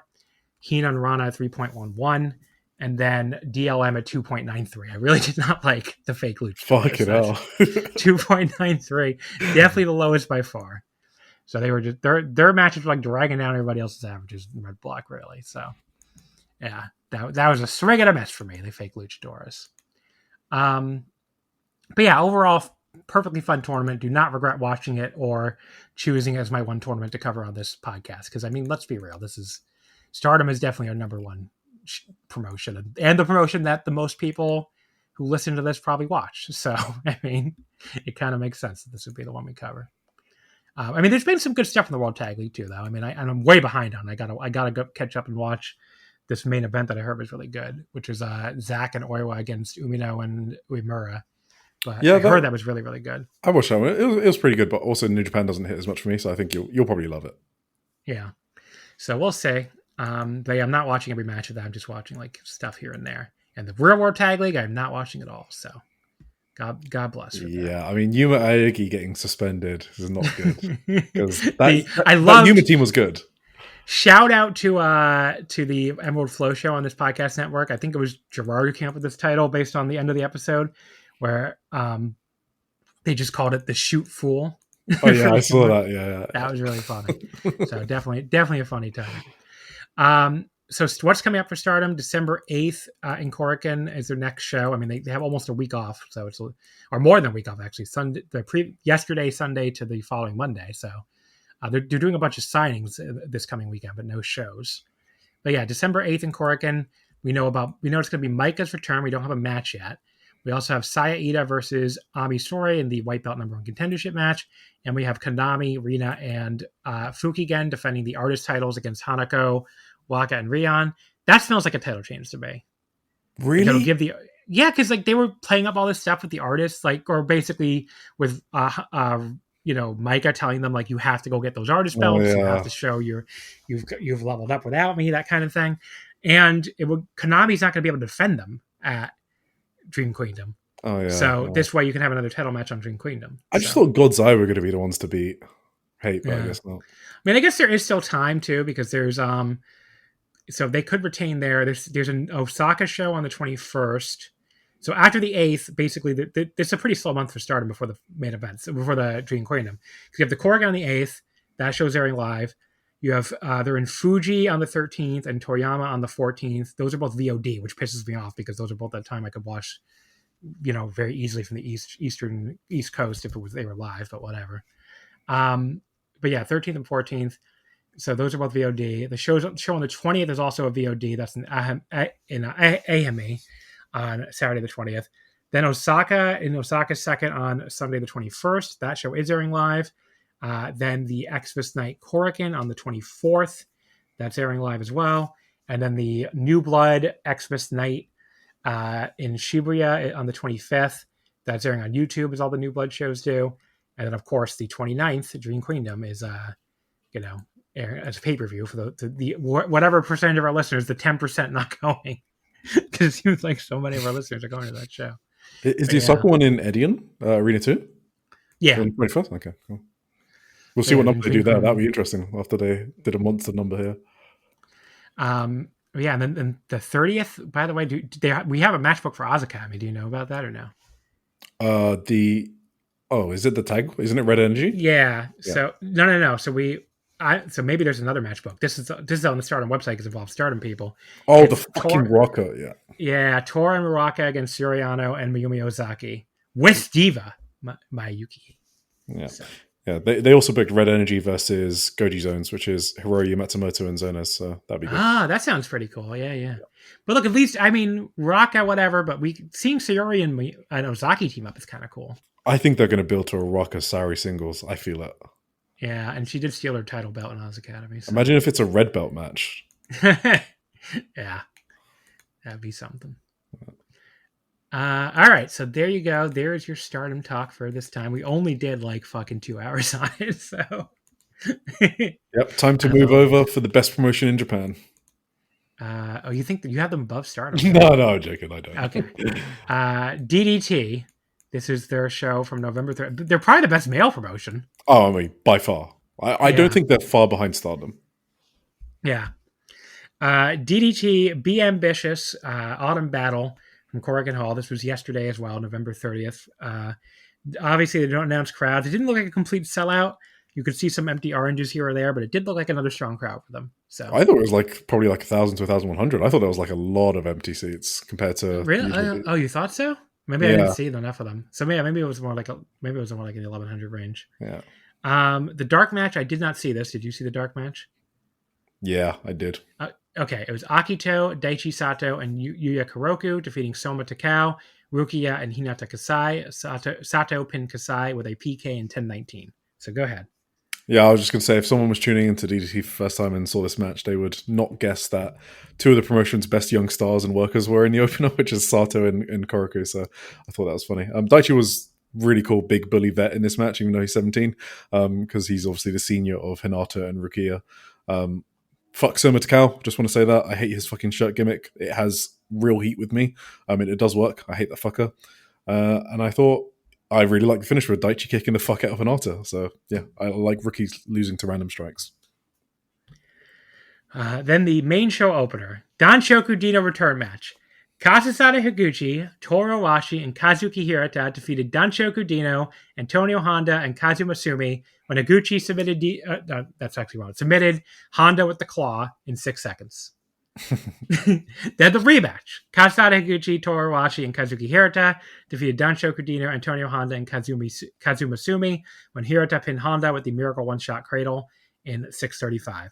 So yeah, Dino was making his entrance. He was coming out last.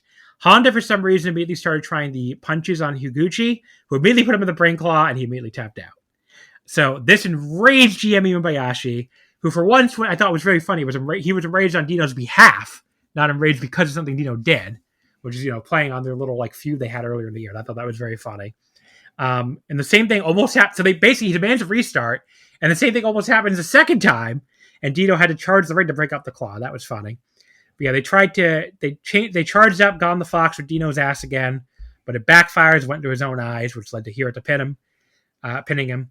But yeah, one of those not really a match, DDT comedy matches, but it was fun for what it was, I think the people who already know they're going to hate this don't watch it anyway. So I mean, this was the classic match 2. Match 2 in DDT is just, it has Honda, Deanna, Hirata, and Owashi. So This was actually Danshoku Dino's return from having shoot appendicitis. So that's why, that's why the and GM complications. Yeah, exactly, because he was then going to return against Daisuke Sasaki at Ultimate Party, and then he had to put out of that. So, so that's why the GM was so upset. I just want to say, I do love Kazuki Hirata's sell at the Gone the Little Fox story every time. he's in awe of Anton's dick size every time when he's telling the story. Just watch Hirata's face every time he tells the story is classic.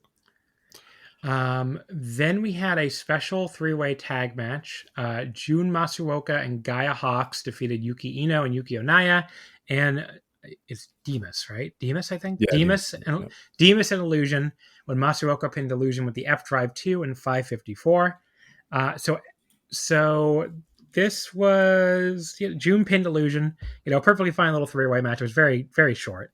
3-way tag spot fest, 3 stars. It was fine. So June, he's being all heelish here still. And he attacked Illusion after the bell, which required Demas to cover him up. And he challenged for the KOD tag titles afterwards, which I did see. I think it was Odd Jobs in the Discord who said that kind of gave away the finish of the KOD tag title match later on because, they weren't going to have 2 scummy heel teams face each other. Yeah. I guess you never know with DDT. They could have just done it anyway, but they didn't. We got some match announcements for Kaisei Takeshi. So on the December 21st Korakuen, he and Harashima are going to face Yuji Nagata and Shinshiro Takagi. And that sounds like a pretty cool match. It's like him and the olds, basically. Yeah. And then January 3rd, which of course is the DDT Korakuen I'm going to. So it's Takeshi, Ueno, and Toy defending the 6-man titles against the Strange Love Connection, Kanan, and Mao, and Kazuma Sumi. That sounds like a good time. That's going to be a banger. I'm kind of sad I won't be there. That is going to be a great match. Are you going to Marigo or just not going to anything that day? I'm not going to anything on that day because we're being sociable. My friend group. So we picked a day to not go to any wrestling shows, and it happens to be the 3rd. So I see. That's when everyone's around. Yeah, I'm going to. What am I going to? I'm going to the Stardom Shinjuku Face show at 1, and then I'm going to this at 6:30. So. Oh, you're not going to Marigold? Oh, because you're going to Stardom. I'm not going to Marigold. Yeah, because if I went to Marigold at 3:30, I don't think I could go to DDT. Oh, okay, yeah. And I already bought the front row for this, so yeah. But I'm seeing Marigold on December 27th, so it's all right. Yeah, and Kazuma I know the show on the 3rd is going to be way bigger, but yeah, Kazuma Sumi is I love him. One of my favorites in the promotion. He should just join Strange Love Connection. So I'm kind of surprised that they haven't made that official yet. But yeah, he's teaming with them again. Then we had an 8-man tag. This says also 5:54 apparently. I don't know if that's. I assume that's right. It was quick. I remember that. So it's Chris Brooks, Naomi Yoshimura, Takeshi Masada, and Yuki Yoshida defeating Jun Akiyama, Harashima, MBM, and Ultima Sombra, I should say, when Masada pinned MBM with the Masada no Chikara Kobu Muki Muki. Okay. What a move name that is. That is the actual name, yeah. I believe it. So yeah, MGM and Sombra are from something called Banger Zone Wrestling in Belgium. So shout out to Odd Jobs and Mitch in the VOW DDT channel for cluing me in on that. They've been around for a little mini excursion, I guess. Chris Brooks, he balanced all the way up to the top of one of those Korakuen entryways in the oranges for maximum rubber band leverage. That was dedication. So, but yeah, that was, I still can't believe it's going to be your first time in Korakuen Hall. It's so crazy. I don't know what I'm going to do. I might cry. I cried a little bit. I'm not really ashamed to admit it. It was like seeing it as a real place for the first time instead of just like this thing on TV. It feels incredible. When's the first time you watched Japanese wrestling? Well, I watched New Japan like 10 years ago, I guess, is what the actual first time. But I only started getting really into it recently. Like 2 years ago. But you've seen Korakuen Hall for a while, probably. Yeah, I've seen like hundreds of Korakuen Hall shows at this point. Yeah. I mean, the first time I walked in 2016, I had already been watching since like I was, again, I'm giving away how old I am here, but since I was like a kid in like 2002. Yeah. So I was like really, really like blown the fuck away by finally going there after 14 years. I was like, oh my God. Yeah. Now it's like, Korakuen Hall again. Who gives a shit? But, I mean, it still feels cool. The first time you walk in on a trip, it still feels cool. But like, it's not. It doesn't. I'm jealous of people walking into it for the first time because you can never recreate the first time. I mean, it still feels really, really neat to walk into this holy ground of Japanese wrestling. But like, it's different the first time. That is for sure. Yeah, I think I'm just definitely gonna cry. But yeah, another short match. But I thought this one was fast paced, had a lot of action. I went 3 1/4. Yeah, so you the 2 Belgians you mentioned. So the BZW promotion is actually a French promotion, but they're Belgian, the wrestlers. So that's probably but the interesting. Well, never mind my thank you to Odd Jobs and Mets. They gave me bad information. No, you got it close. But the interesting thing about that is Mao and Yoshihiko are actually the tag team champions of that promotion still, and they've held the tag team championship for like over a year of BZW. So. That's the interesting part about it. But these 2, they're on excursion. The problem with them is Odd Jobs, as you mentioned. He mentioned on the Discord, I completely agree with him. Their humor is like way too slapstick. It's like the foreigners come into DDT and think they have to like overact or like oversell all the comedy, and they don't really realize that that's not really what the DDT wrestlers are doing. Like, so you can be more subtle with your humor. So that's it. I mean, the house show crowds like them, but I prefer them to like chill a tiny bit. I also just wanted to mention Chris Brooks' title reign this year because I feel like it doesn't get mentioned. Was really fucking good. He had a bunch of matches, and I won't get a lot of chances to say it, so I need to shout out that title reign from Chris Brooks. So that was it. Match 5, the DDT Extreme title weapon gamble match. Toy defeated Senshiro Takagi with the Kojima and Wonderland onto the plastic case in 10:57, making his V5. This match was something else. That is for sure. So you didn't love it? You normally I loved it. I mean, it was something else in a good way. Yes. So I mean, I love the weapon gambles in general. I'm sorry if my tone came up like I didn't love it. Yeah. I didn't give it a rating because it was it was like just a lot of wackiness. But yeah, so all the weapons, basically they had to gamble all the weapons. So they brought in, they would bring in a weapon. Someone would introduce a weapon, but they would do a high card draw to decide who would actually get the weapon. So the first weapon was unpaid wrestlers. That was fun. Like all these fucking indie geeks I've never even seen in my life. They drew cards, and Toy drew a king to Shinshiro Takagi's deuce. So they all started beating up Takagi. The next weapon was Takagi's attach case. I didn't really get what this was. Like an attach case. Maybe money in it or something? I don't know. But yeah, basically they were supposed to. Okay, so some of the background. They spent over a week gambling their money in the hopes of raising funds for weapons to use in this match. That's another part of it. Neither of them won money. That's the important part.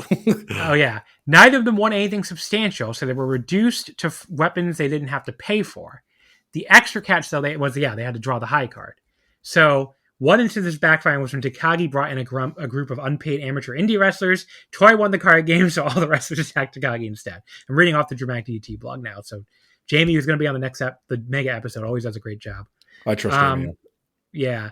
But, the next item was that briefcase. Toei won the right to use it, but Takagi grabbed it and ran away.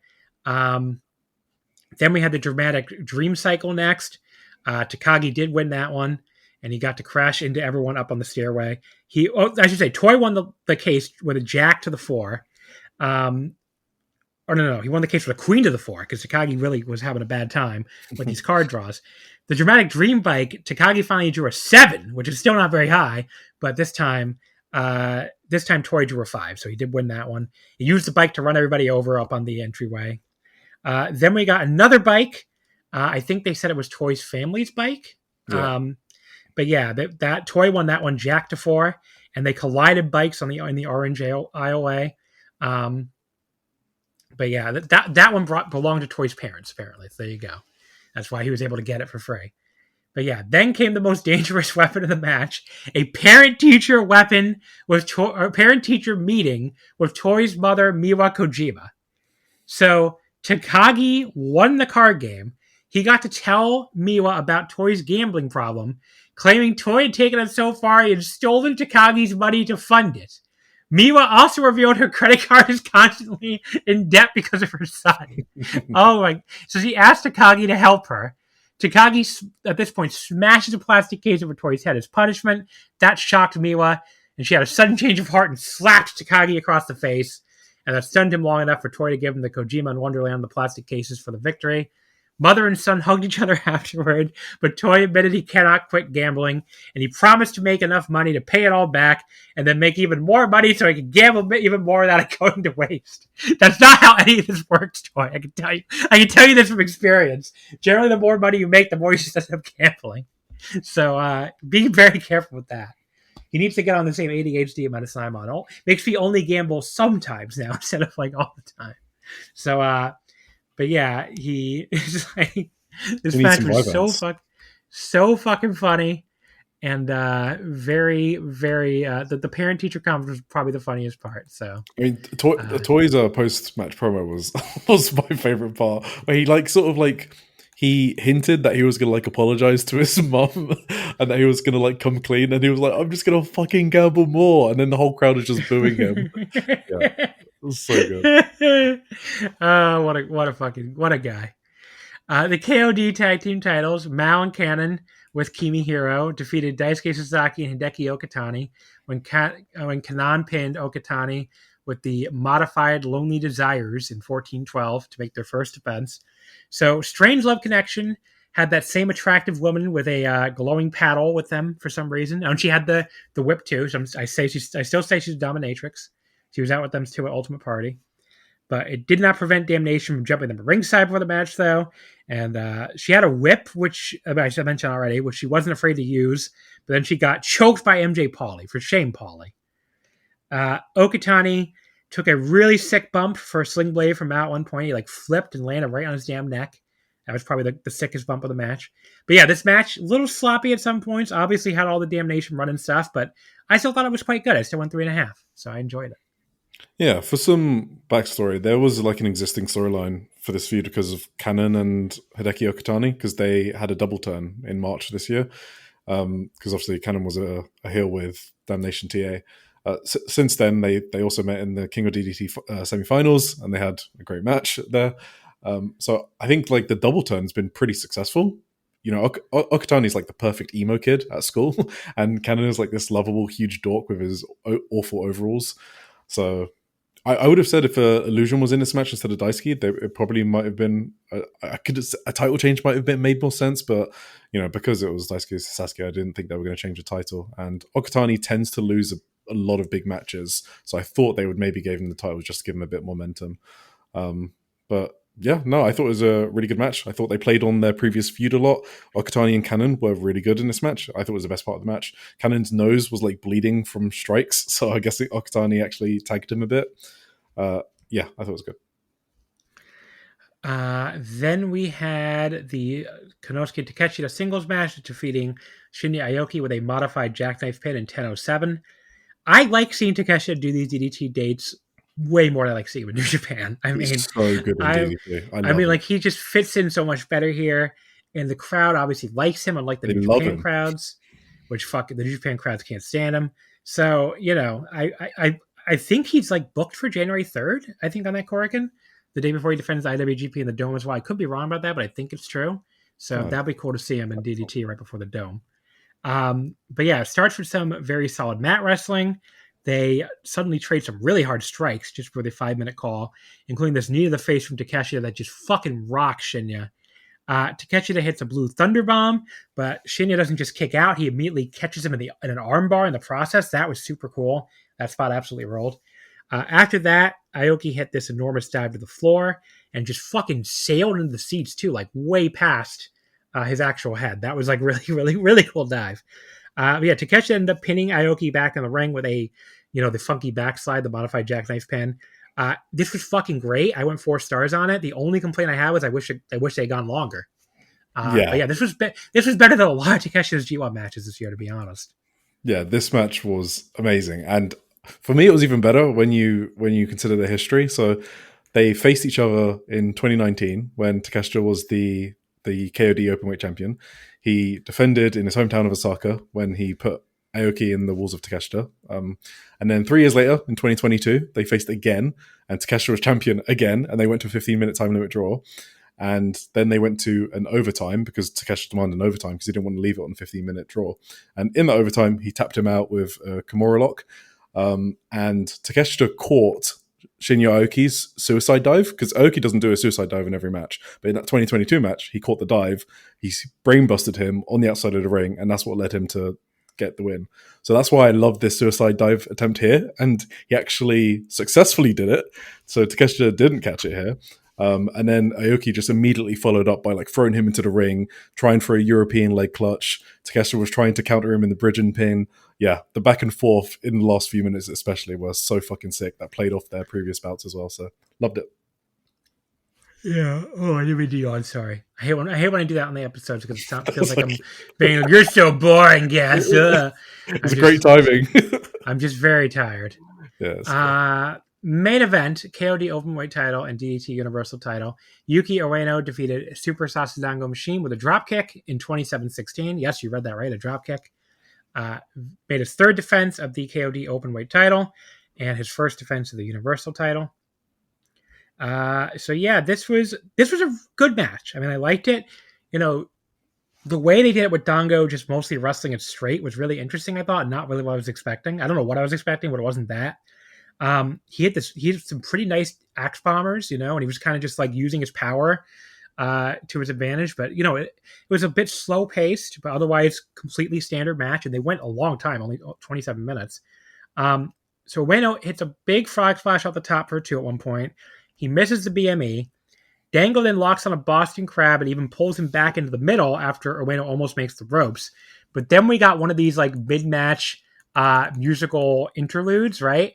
And so Ueno had banned Sasadango from giving any PowerPoint presentations until after this match. So when he put him in the hold, we got a spiritual PowerPoint presentation that was broadcast directly into the minds of everyone watching the match. So that's how he got around the ban of PowerPoints. That was really fucking funny, I thought. I mean, I was using Google Translate a little bit to try to see what the kata meant, when I was watching the ones I couldn't understand, and one of them was like presentation directly into our brains, and I was like, oh, okay, I get the joke now. So yes, that was the joke. That's how he got. This was not really being broadcast; it was going right into our brains instead. So that's how he got around the what's it called, the Ueno stipulation. But yeah, Sasadango revealed that if he wins, he will nominate Ueno to be his first challenger and hold the rematch at the January 3rd Korakuen show. And then the next day, Sasadango will invade the Tokyo Dome to take over New Japan's big show. But unfortunately for him, this bonus motivation did not work, and Ueno made the ropes to break his hold. But yeah, the Ueno ended up pinning him with like this series of drop kicks, basically. He just got drop kicked him one too many times in the face and couldn't kick out anymore. I thought that was a cool finish, but yeah, the end of it maybe dragged a little bit. But I went 3.5. I thought it was good. It wasn't any kind of like super great match. I feel like you have to see, but it was a good match. Yeah, the thing about invading the Tokyo Dome, so part of the storyline coming into this was because Super Sasadango Machine said once Tanahashi retires, there'll be a power vacuum in Japanese wrestling, and a spot for the ace of the industry opens up. And he thinks that if he's the champion of DDT, then he'll become the ace of the industry. And he'll have enough money to pay for personal trainers in Nagata, the most expensive ones. So his whole goal is like to become the most powerful wrestler, basically. So that's where that all came from. This match. So I thought, obviously, Yuki Ueno was sick in this match. He was fucking great. My main complaint of Yuki Ueno applied to this match. He needs to know when to cut his matches short. His matches, for example, with Higuchi, both in the King of DDT tournament match and the title match, which was just over 20 minutes, those were fine for like a main event. 20 minutes is fine. This was 27 minutes with Super Sasadango Machine. Stop it, Yuki. You do not need to do this with every single person you wrestle. This should have been like 15 minutes. There were so many kickouts that felt unnecessary. I'm not one of the too many kickouts crowd. This particular match felt over the top for Super Sasadango Machine and the level he came in at as a challenger. I thought overall, though, Super Sasadango Machine did pretty good. Like, the match was good, but it was not bad or anything. But Ueno could have like so much better matches if he just worked on that. Yeah, I mean, I totally get what you mean there, but we'll have to. I mean, it was still a good match. He's such a good worker. He's literally one of the best workers. That's the one thing he needs to work on. Yeah. So there you go. What's coming up for DD2? December 3rd. Well, did you mention the post-match? Yes, that's true. So in the post-match, there was the Junkin tournament to determine the next KOD challenger, which is pretty funny concept to begin with. And the winner was Masashi Takeda, who's going to challenge Ueno on the December 23rd Korakuen. Takeshi Masada. I totally reversed that into the you did the deathmatch wrestler. The deathmatch wrestler, thank you. And that was in my notes. I just read it. Takeshi Masada. Wow. Yeah. Surprised I never did that before, honestly. Yeah, I do it. Yes, Takeshi Masada. I think he could win that. I don't think he's going to win it because they're doing this huge ace run. And I don't know if you've noticed, they are talking about the Tokyo Dome so fucking much. Ueno is mentioning it like every fucking interview. Super Sasadango Machine mentioned it. Takeshita mentioned it. Takeshita was like, I'm going to keep making appearances for DDT until we do a Tokyo Dome show. So I think DDT are like 1 or 2 years behind Stardom, where this year is like their setup year. They want a really hot year, and then they want to go to the Tokyo Dome. They got a 30-year anniversary coming up in 2027, and I think they're like going to try really hard for pushing for it. Stardom are like 1 to 2 years ahead of them, where Tokyo Dome year could be, I don't know. Well, it's probably going to be 2027 as well, to be honest, right? Is that what you think for Stardom? Yeah. So DDT might rush it a bit, but they're definitely in a position where they want to be going for it. So that's why I think they're just behind Stardom. But that's why I think they're going to keep the title in Ueno, just because they want to build him up a bit more. I think Takechi is the next guy. They want to fucking strap a rocket to that guy. So the only reason I thought about Takeda is because everybody kind of thinks they've been teasing, elevating him to that level. And if he won, he could defend it at the Korakuen on the 3rd, which he could. I just think that they've been a bit slower with him. So I think they're just going to give him like a title shot, just like elevate him a bit. But I think he's going to be the long-term rival of Takechi. So they're going to give it to Takechi first, and then probably do a feud with Masada after that. I guess we'll see. Okay, so the next thing coming up is December 3rd in Shinjuku Face, which has a main event of Yuki Ueno and Toy against Masada and Yasu Arano. So that is your next DDT show. It's obviously a hype match for the title match. I don't know what Arano's doing now, but yeah. Yeah. Then I don't think we really have a lot else going on. December 21st at Korakuen, I've pretty much already talked about these already, but it's 3 matches booked.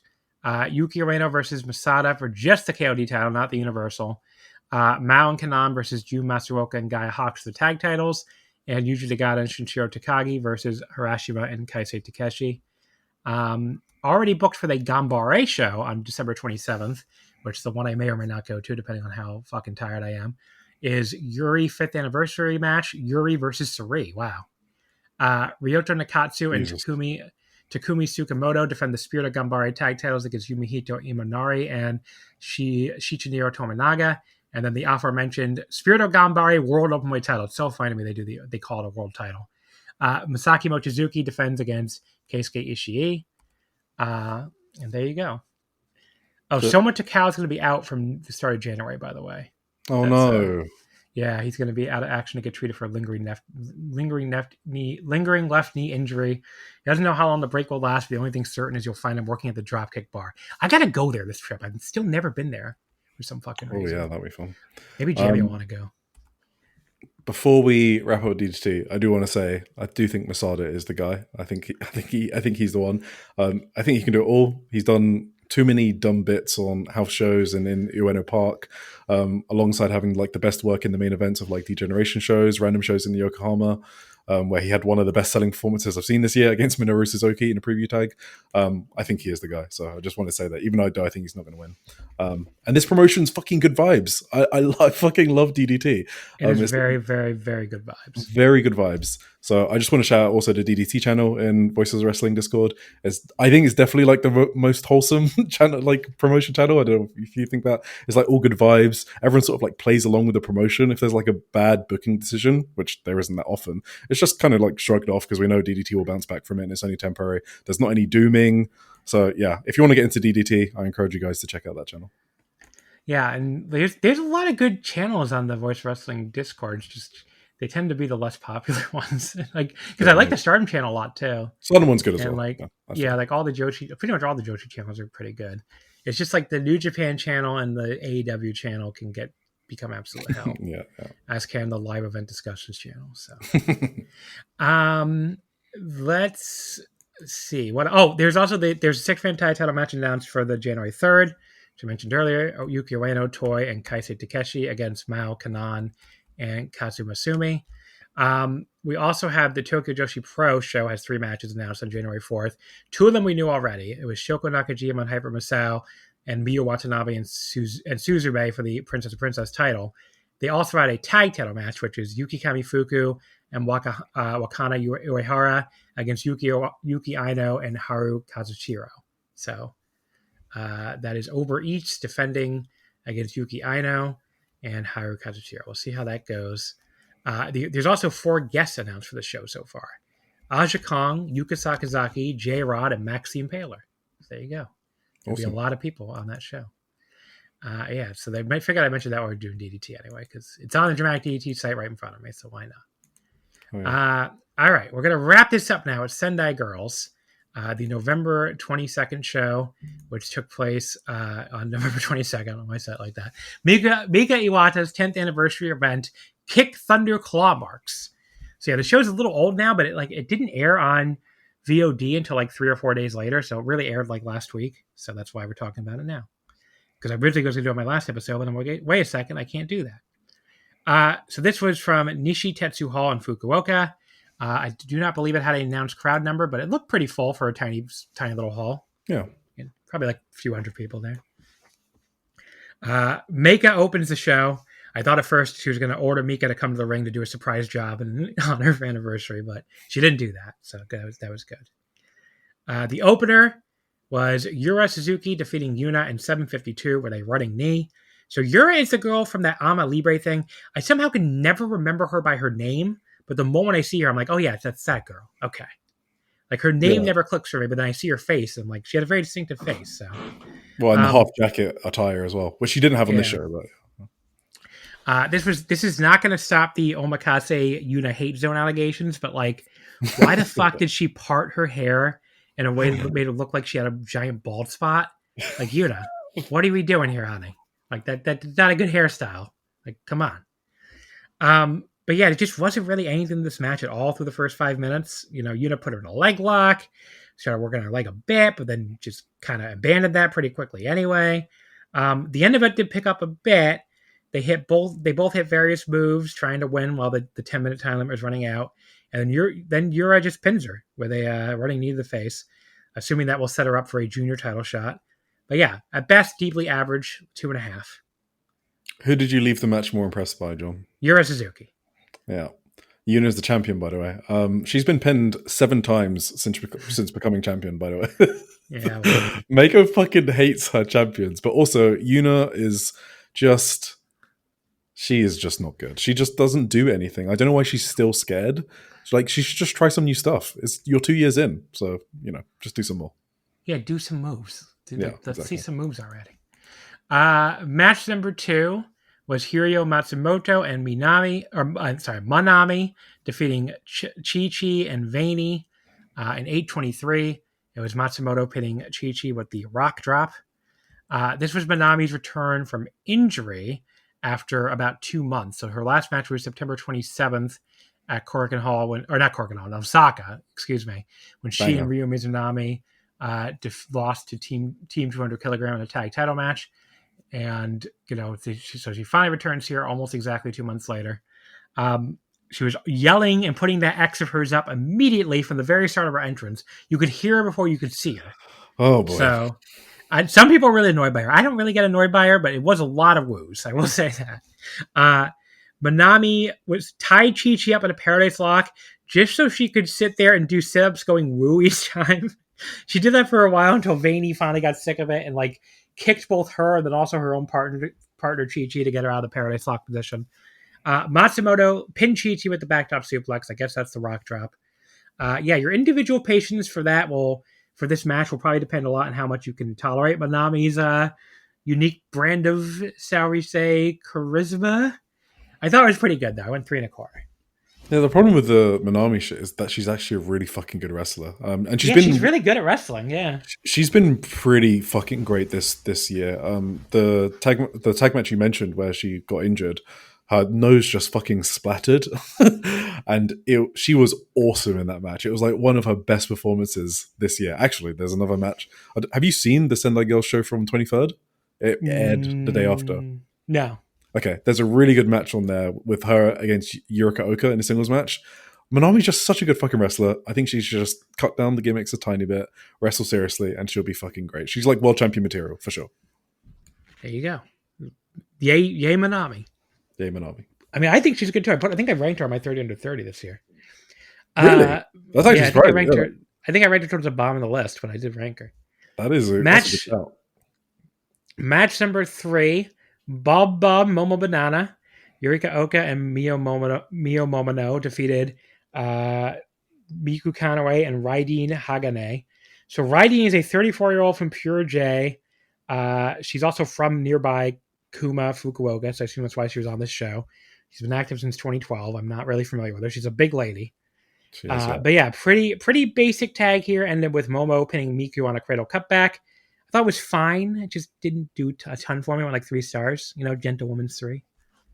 Yeah, I mean, there was not much in the match. I just realized how fucking obnoxious. Well, I didn't realize it. I knew how obnoxious Bob, Momo, and Banana are, but you still love them. They're the most annoying, lovable baby faces on the planet. So. I think I mentioned this before on the podcast. My girlfriend hated Yurika Oka. She was like, why is she wearing a banana on her head? It's so stupid. She just couldn't get over this. Well, she uses it to slip people up, which she did in this match. Yeah. So she really did not like Yurika Oka. So my girlfriend does not like silliness in her Joshi, I guess, because she also dislikes Tokyo Joshi in general. So she just wants to see shoot matches like Connor and Arita Nakajima. She wants to see people beat the shit out of each other. Yeah. You should show her that match. Match number 4, Dash Chizako defeating Spike Nishimura in 10:25. Just another, pretty good match. She beat her with a knee drop. Not anywhere near as good as Spike's standout performance against Matsumoto from 4 days earlier in Sendai, but still pretty good, 3.25. Yeah, I thought it was just interesting because I was expecting her to do a similar selling performance that she did against Matsumoto, but this time she was kind of dominating Chisako a bit, using her size advantage against her. So I wasn't expecting him to do that match layout, especially against Dash Chisako, who's kind of high up on the Sendai Girls card. But yeah, no, good match. Semi-main event, Chiro Hashimoto and Yu defeated Hazuki and Koguma. So Team 200 kilogram beating Fukuoka Double Crazy in 10:17. Chihiro pinned Koguma with a powerbomb to make their second defense of the Sendai Girls. That's what I have down. That's what it says on the site. 10-17. That can't be right. That would be insane. Okay, that's kind of crazy if it is. Yeah, it says 10:17. Unless they're wrong. No. I mean, maybe that's insane. I thought it was longer than that. Yeah, I mean that felt wrong to me too. So I think that is wrong actually because no, it definitely is. Yeah, now I'm thinking about that. I remember that match going way longer. Because I also mentioned my notes about the 15-minute call. So yeah. Okay, so they just have it wrong on the Sendai Girls site. So let me see if they have it right on the cage match, or if they often just copy whatever the official thing is. Well, so they probably copy from ShuPro, so they might be correct. Okay, let's say cage match has it 1917. Okay, so that sounds a bit more correct. Okay, but yeah, so this match it started out and I was kind of underwhelmed at first. I mean, I was happy to see Fukuoka double crazy instead of the fucking fake Mexicans, so that was good. But overall, I was finding the match a little overhyped early on. Maybe it's just because I'm not a big Team 200 kilogram fan in general, or especially a fan of you. But yeah, there's some really cool stuff though. Once Chihiro was in there with Koguma, they started just like throwing each other around with Germans and dropping each other with lariats. And now I was starting to see at that point the hype a bit more. Yeah, very good by the end. By the time Chihiro pinned Koguma with the power bomb, I definitely don't agree with the tweet I saw saying it was better than the entire STARDOM Tag League. But I put it on a similar level to some of the tournament matches. I went 3 3/4. So, there were a bunch of other matches I thought were about that level in the tag league, and there were a couple I thought were better for sure. So, who have you got on your feed? Do they just hate STARDOM? There's some STARDOM haters on my feed for sure. This match was awesome though. I did like this match. I would have it probably in the top 5 of the tag league if I had to just do it quickly off the top of my head. So Team 200 kg have the same kind of matches. Like I'm also on I'm not really a big Team 200 kg match. I mean, Guy, because you especially has to get all her spots in. She kind of drags down the whole thing. Did they not do the fucking log roll in this, or did I just miss it? I don't remember seeing it. I probably missed it because I zone out the first 10 minutes of every single Team 200 kg match. So if you've seen one Team 200 kg match, you've seen like most of them in the first 10 to 15 minutes. But afterwards, that's when we got the real fucking match. So between Hashimoto and Koguma, some of these spots were super cool. Hashimoto spearing Koguma into next week was fucking awesome. Koguma doing a top rope splash from like halfway across the ring was awesome. Hashimoto went for a German, and then Koguma sort of landed on her feet and went for 120% schoolboy for a very good near fall. All the finishing stretch was the reason why this match was really, really fucking good. So great stuff from Koguma and Hashimoto, obviously. The main event, and this was a match I loved, which is not surprising given I love everybody in it, especially Sayori and Mika Iwata, obviously. But yeah, this was God, why can I not find the time here? It's only loading for me, the giant. Okay, here we go. It was Sayori Ano and Ryo Mizunami being defeated by Red Energy, Awakening, whatever you want to call them. Mika Iwata and Miyuki Takase. Mika Iwata pitting Ryo Mizunami in 18-19 with the Ryon is what she calls the Michinoku driver, right? Yeah. I think. Yeah. So Mika and Sayori, they went right at each other right at the start of this match. This is like one of my favorite rivalries between two wrestlers I absolutely love. And I don't know, this is going to sound weird. There's always something a little like, it almost seems like they're both kind of like horny for each other or something. Like definitely are. The fucking rivalry they have is just like their way they like smile in each other's faces, and I'm not trying to do the all wrestling is gay porn bit, which I know people it's kind of bad, and like especially Fujoshi fans do it a lot. But like I don't know, there's something a little horny about the two of these two girls and the way they go at each other. So there's some tension. There's some tension there, that is for sure.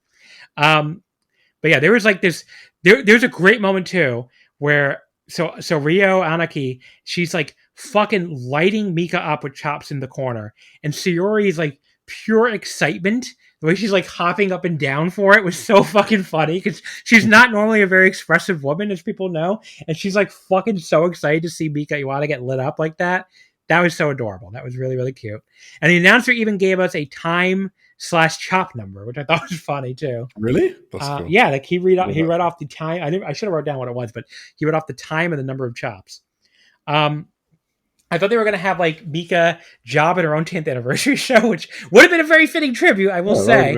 But because I was like, who the fuck on the other team is losing here? Because it's not like Anarchy ever loses that much. Yeah. And she almost put her away a few times. But finally, Mika was able to hit this big headbutt, followed by a Michinoku driver to give Aniki a rare pinfall loss. Quite the great little match. Easily match of the night for me at 4 stars. I really enjoyed it despite not having huge stakes. But if anything, will Mika Iwata lose on her own 10th anniversary show became the stakes for me. So I don't know. I really enjoyed this. Do you remember who? So we spoke about that Ota Award show earlier, and that's Boy and Sari. Do you know who the opponent was? Remember in the main event? It was definitely Mika Iwata, right? Yeah, it was Mika Iwata. Who the fuck else would it have been? Yeah, that's the person they chose for that massive show, just to show you guys how important that rivalry is. I thought this match was great. So Mizunami, I'm not a big Aniki fan. I must admit. Really? I love Aniki. Yeah, I think a lot of her matches are too much the same, but this one was different, and I thought she was fucking great in this match. So she was also great in that Sanoka Kato retirement match that you guys reviewed on your last episode. So these two matches, like back to back, I thought she was absolutely great in. So, but normally she just does the same thing. So I don't hate her or anything. I just don't feel much for her matches. But yeah, she was awesome here. So. But she doesn't get pinned very often, right? She does. No, you're completely correct. She does not. That's the reason why Tim absolutely hates her, because she never takes pins. I was trying to remember the last time I saw her get pinned before this. I'm like, she doesn't. I don't see every show she's on or anything, but I just couldn't remember ever seeing her get pinned recently. You're completely correct. There you go, folks. So that was another good show, Sendai Girls. And definitely enjoyed the hell out of it. And it was a good batch this week. See, I don't have to be grumpy because I like the tag league, I like the DG show, and I like Sendai Girls. So everything was fun. I can't believe you didn't review All Japan. See, because I didn't have any All Japan to do. I didn't have any Noah to do because they've also been kind of annoying me lately. I didn't have. What else did I not have? New Japan, you didn't have? New Japan, who I generally like I didn't like the wrestling, but then the booking fucking pisses me off. So yeah, I didn't have anything to be grumpy about this week. Yeah. Sendai Girls is a very light December, so they have a show in Osaka on December 6th in the Taisho Hall they run. Then they are off all the way for like 2 full weeks almost until they run Shinkiba First Ring on December 21st. And then they run Sendai Pit on December 26th. And there's like no good time to see them unless you're getting there really early, or you're going to Sendai right away, or you're staying late, because then they're off again until January 11th so far. They haven't announced anything else in between at Shinkiba First Ring, which I can't go to that because it's the day I fly back. So, I mean, I'm going to Stardom because it's 11:30 a.m., but this is a 6:30 p.m. start. I got to be on a 7:45 p.m. flight, so I ain't got to worry. I wonder why they had a great 5th of January show last year. I mean, this year. Yeah. It was, the 6th of December show you mentioned in Osaka is main evented by Team Tojo KG and Red Energy for the tag team titles. They're probably going to win them, hopefully. Yeah, so we'll see. Fucking think. Well, I mean, Yu's retiring on the 28th, so I don't know what they're going to do with those tag. I think. Is she against Hashimoto or something on that show? I don't remember the card from that show. Yeah. So they have to drop the titles at some point, unless they fucking vacate with them. I hate that gimmick. The semi-main is Ryo Mizunami against Dash Chizako. There's a Bob Mio Banana against Hiroyo Matsunoto and Manami match. Chi-Chi is facing Yura Suzuki, and Yuna is facing Sora Ayame from Marvelous. So pretty good, pretty decent little card there. I'm going to have to watch it. I don't know if it's airing. I would bet this is another fucking VOD show. It's airing on the 8th. Okay, so that's not that bad. A couple days later. Sometimes the VOD shows I just never remember to watch them, but I gotta remember to watch that because I definitely got to see my girls win back the tag titles, hopefully. But yeah, so I just wish I could see Sendai Girls during my trip. I mean, it's not like a fucking. It's just there's always like 1 or 2 promotions I really like that are not running anywhere near me. And the last trip, it was Noah, when I was more into Noah at the time than I am now, honestly, because I was like the peak of Ozawa's first run. And this time it's Sendai Girls. So, but I saw them on my last trip. I mean, I saw them in Shinjuku face, and I got to see Meiko Satomura face Minoru Suzuki right before retirement. Great so that match, was really cool. Underrated. Yeah, very underrated match, I think.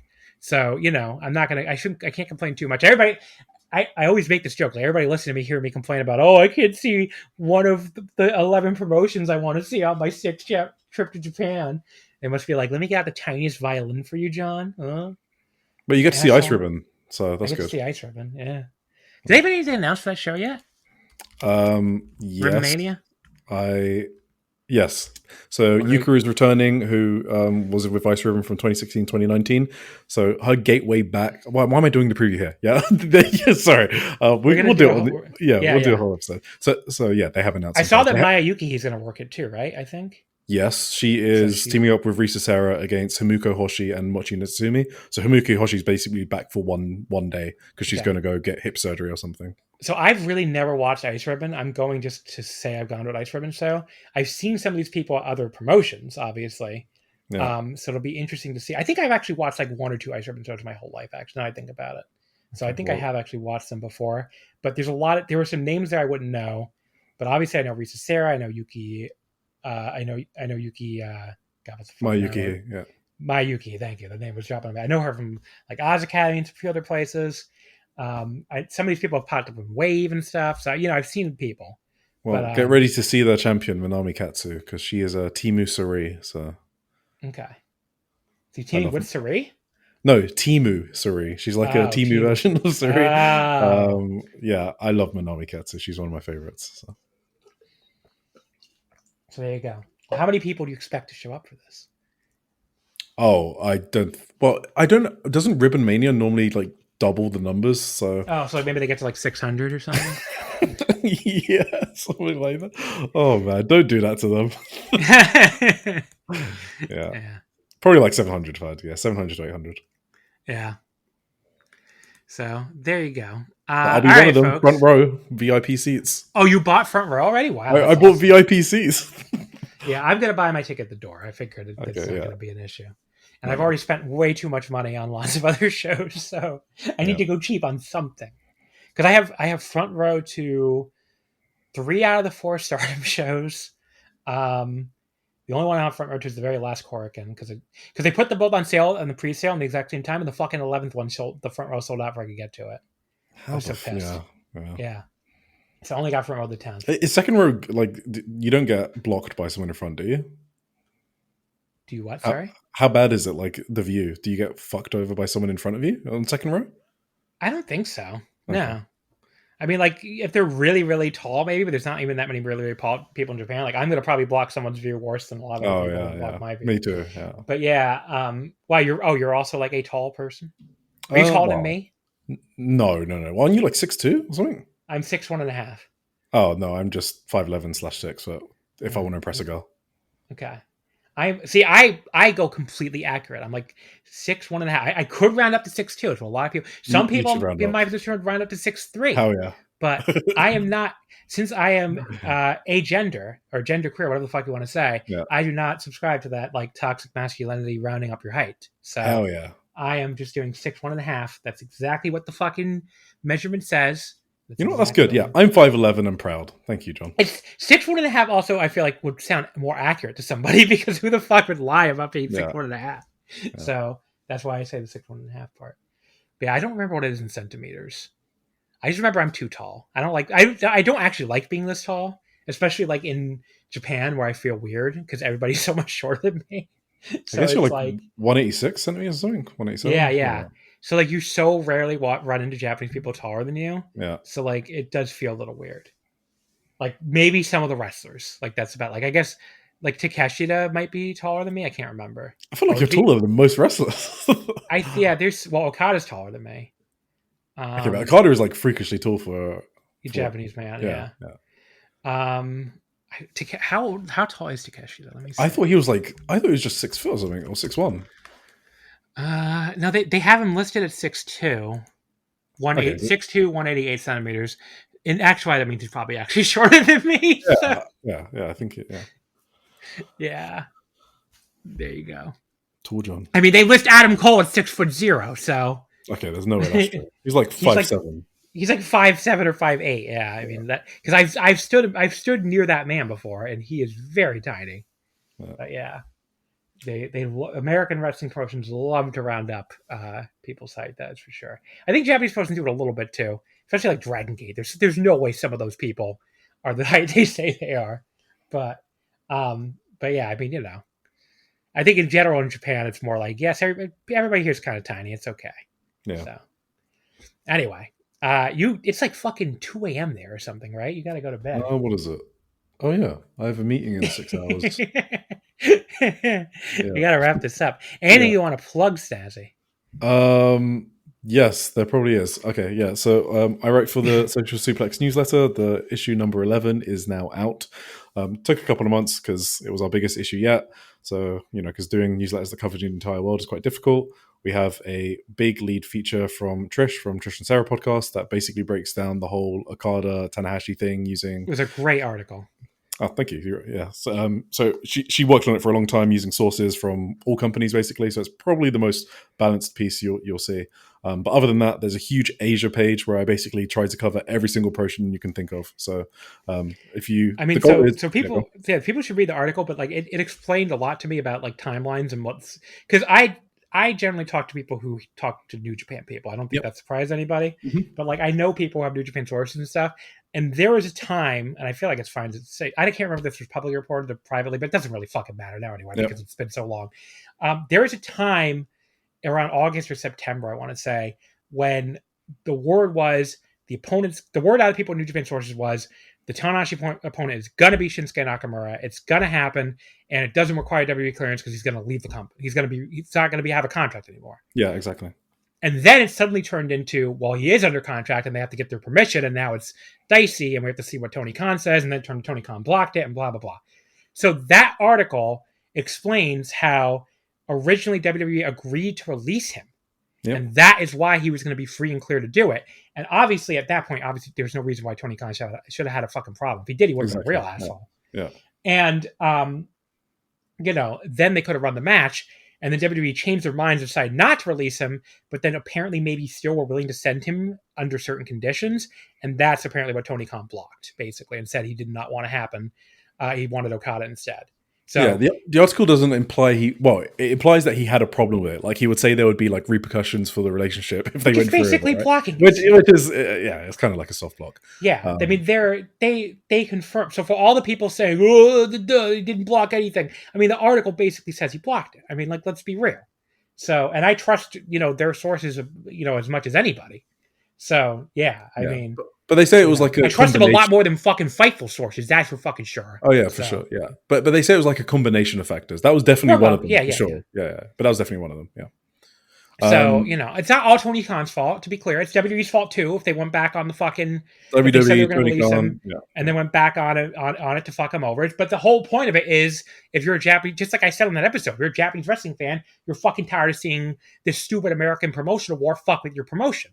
So, American wrestling has to have its hands in everybody else's shit and also suck at the same time. So, Yeah.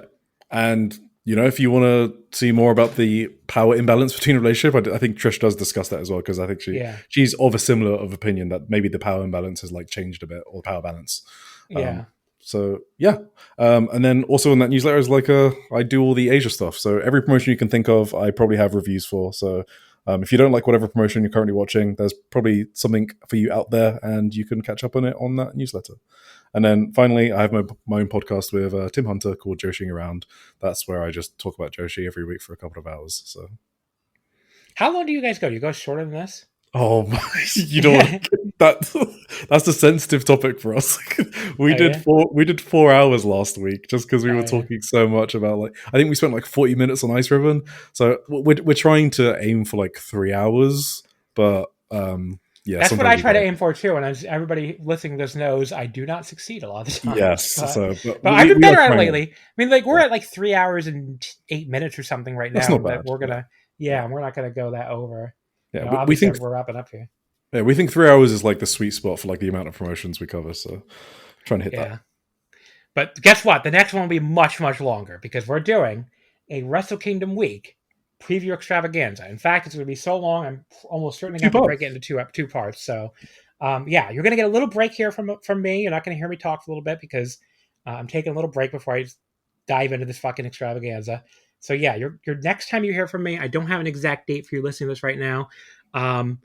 Probably about 2 weeks from now, I would guess. So yeah, probably nothing next week. And then probably about 2 weeks from now, around the 16th, 17th, something like that, I'll release at least the first part. And then the second part, maybe a few days later. So yeah, you'll get a bunch of audio from me in a row though, because you'll get the 2 parts of that in the same week. probably a show with me and Aramutha on Christmas Eve if he's still willing to do it like a crazy person with me.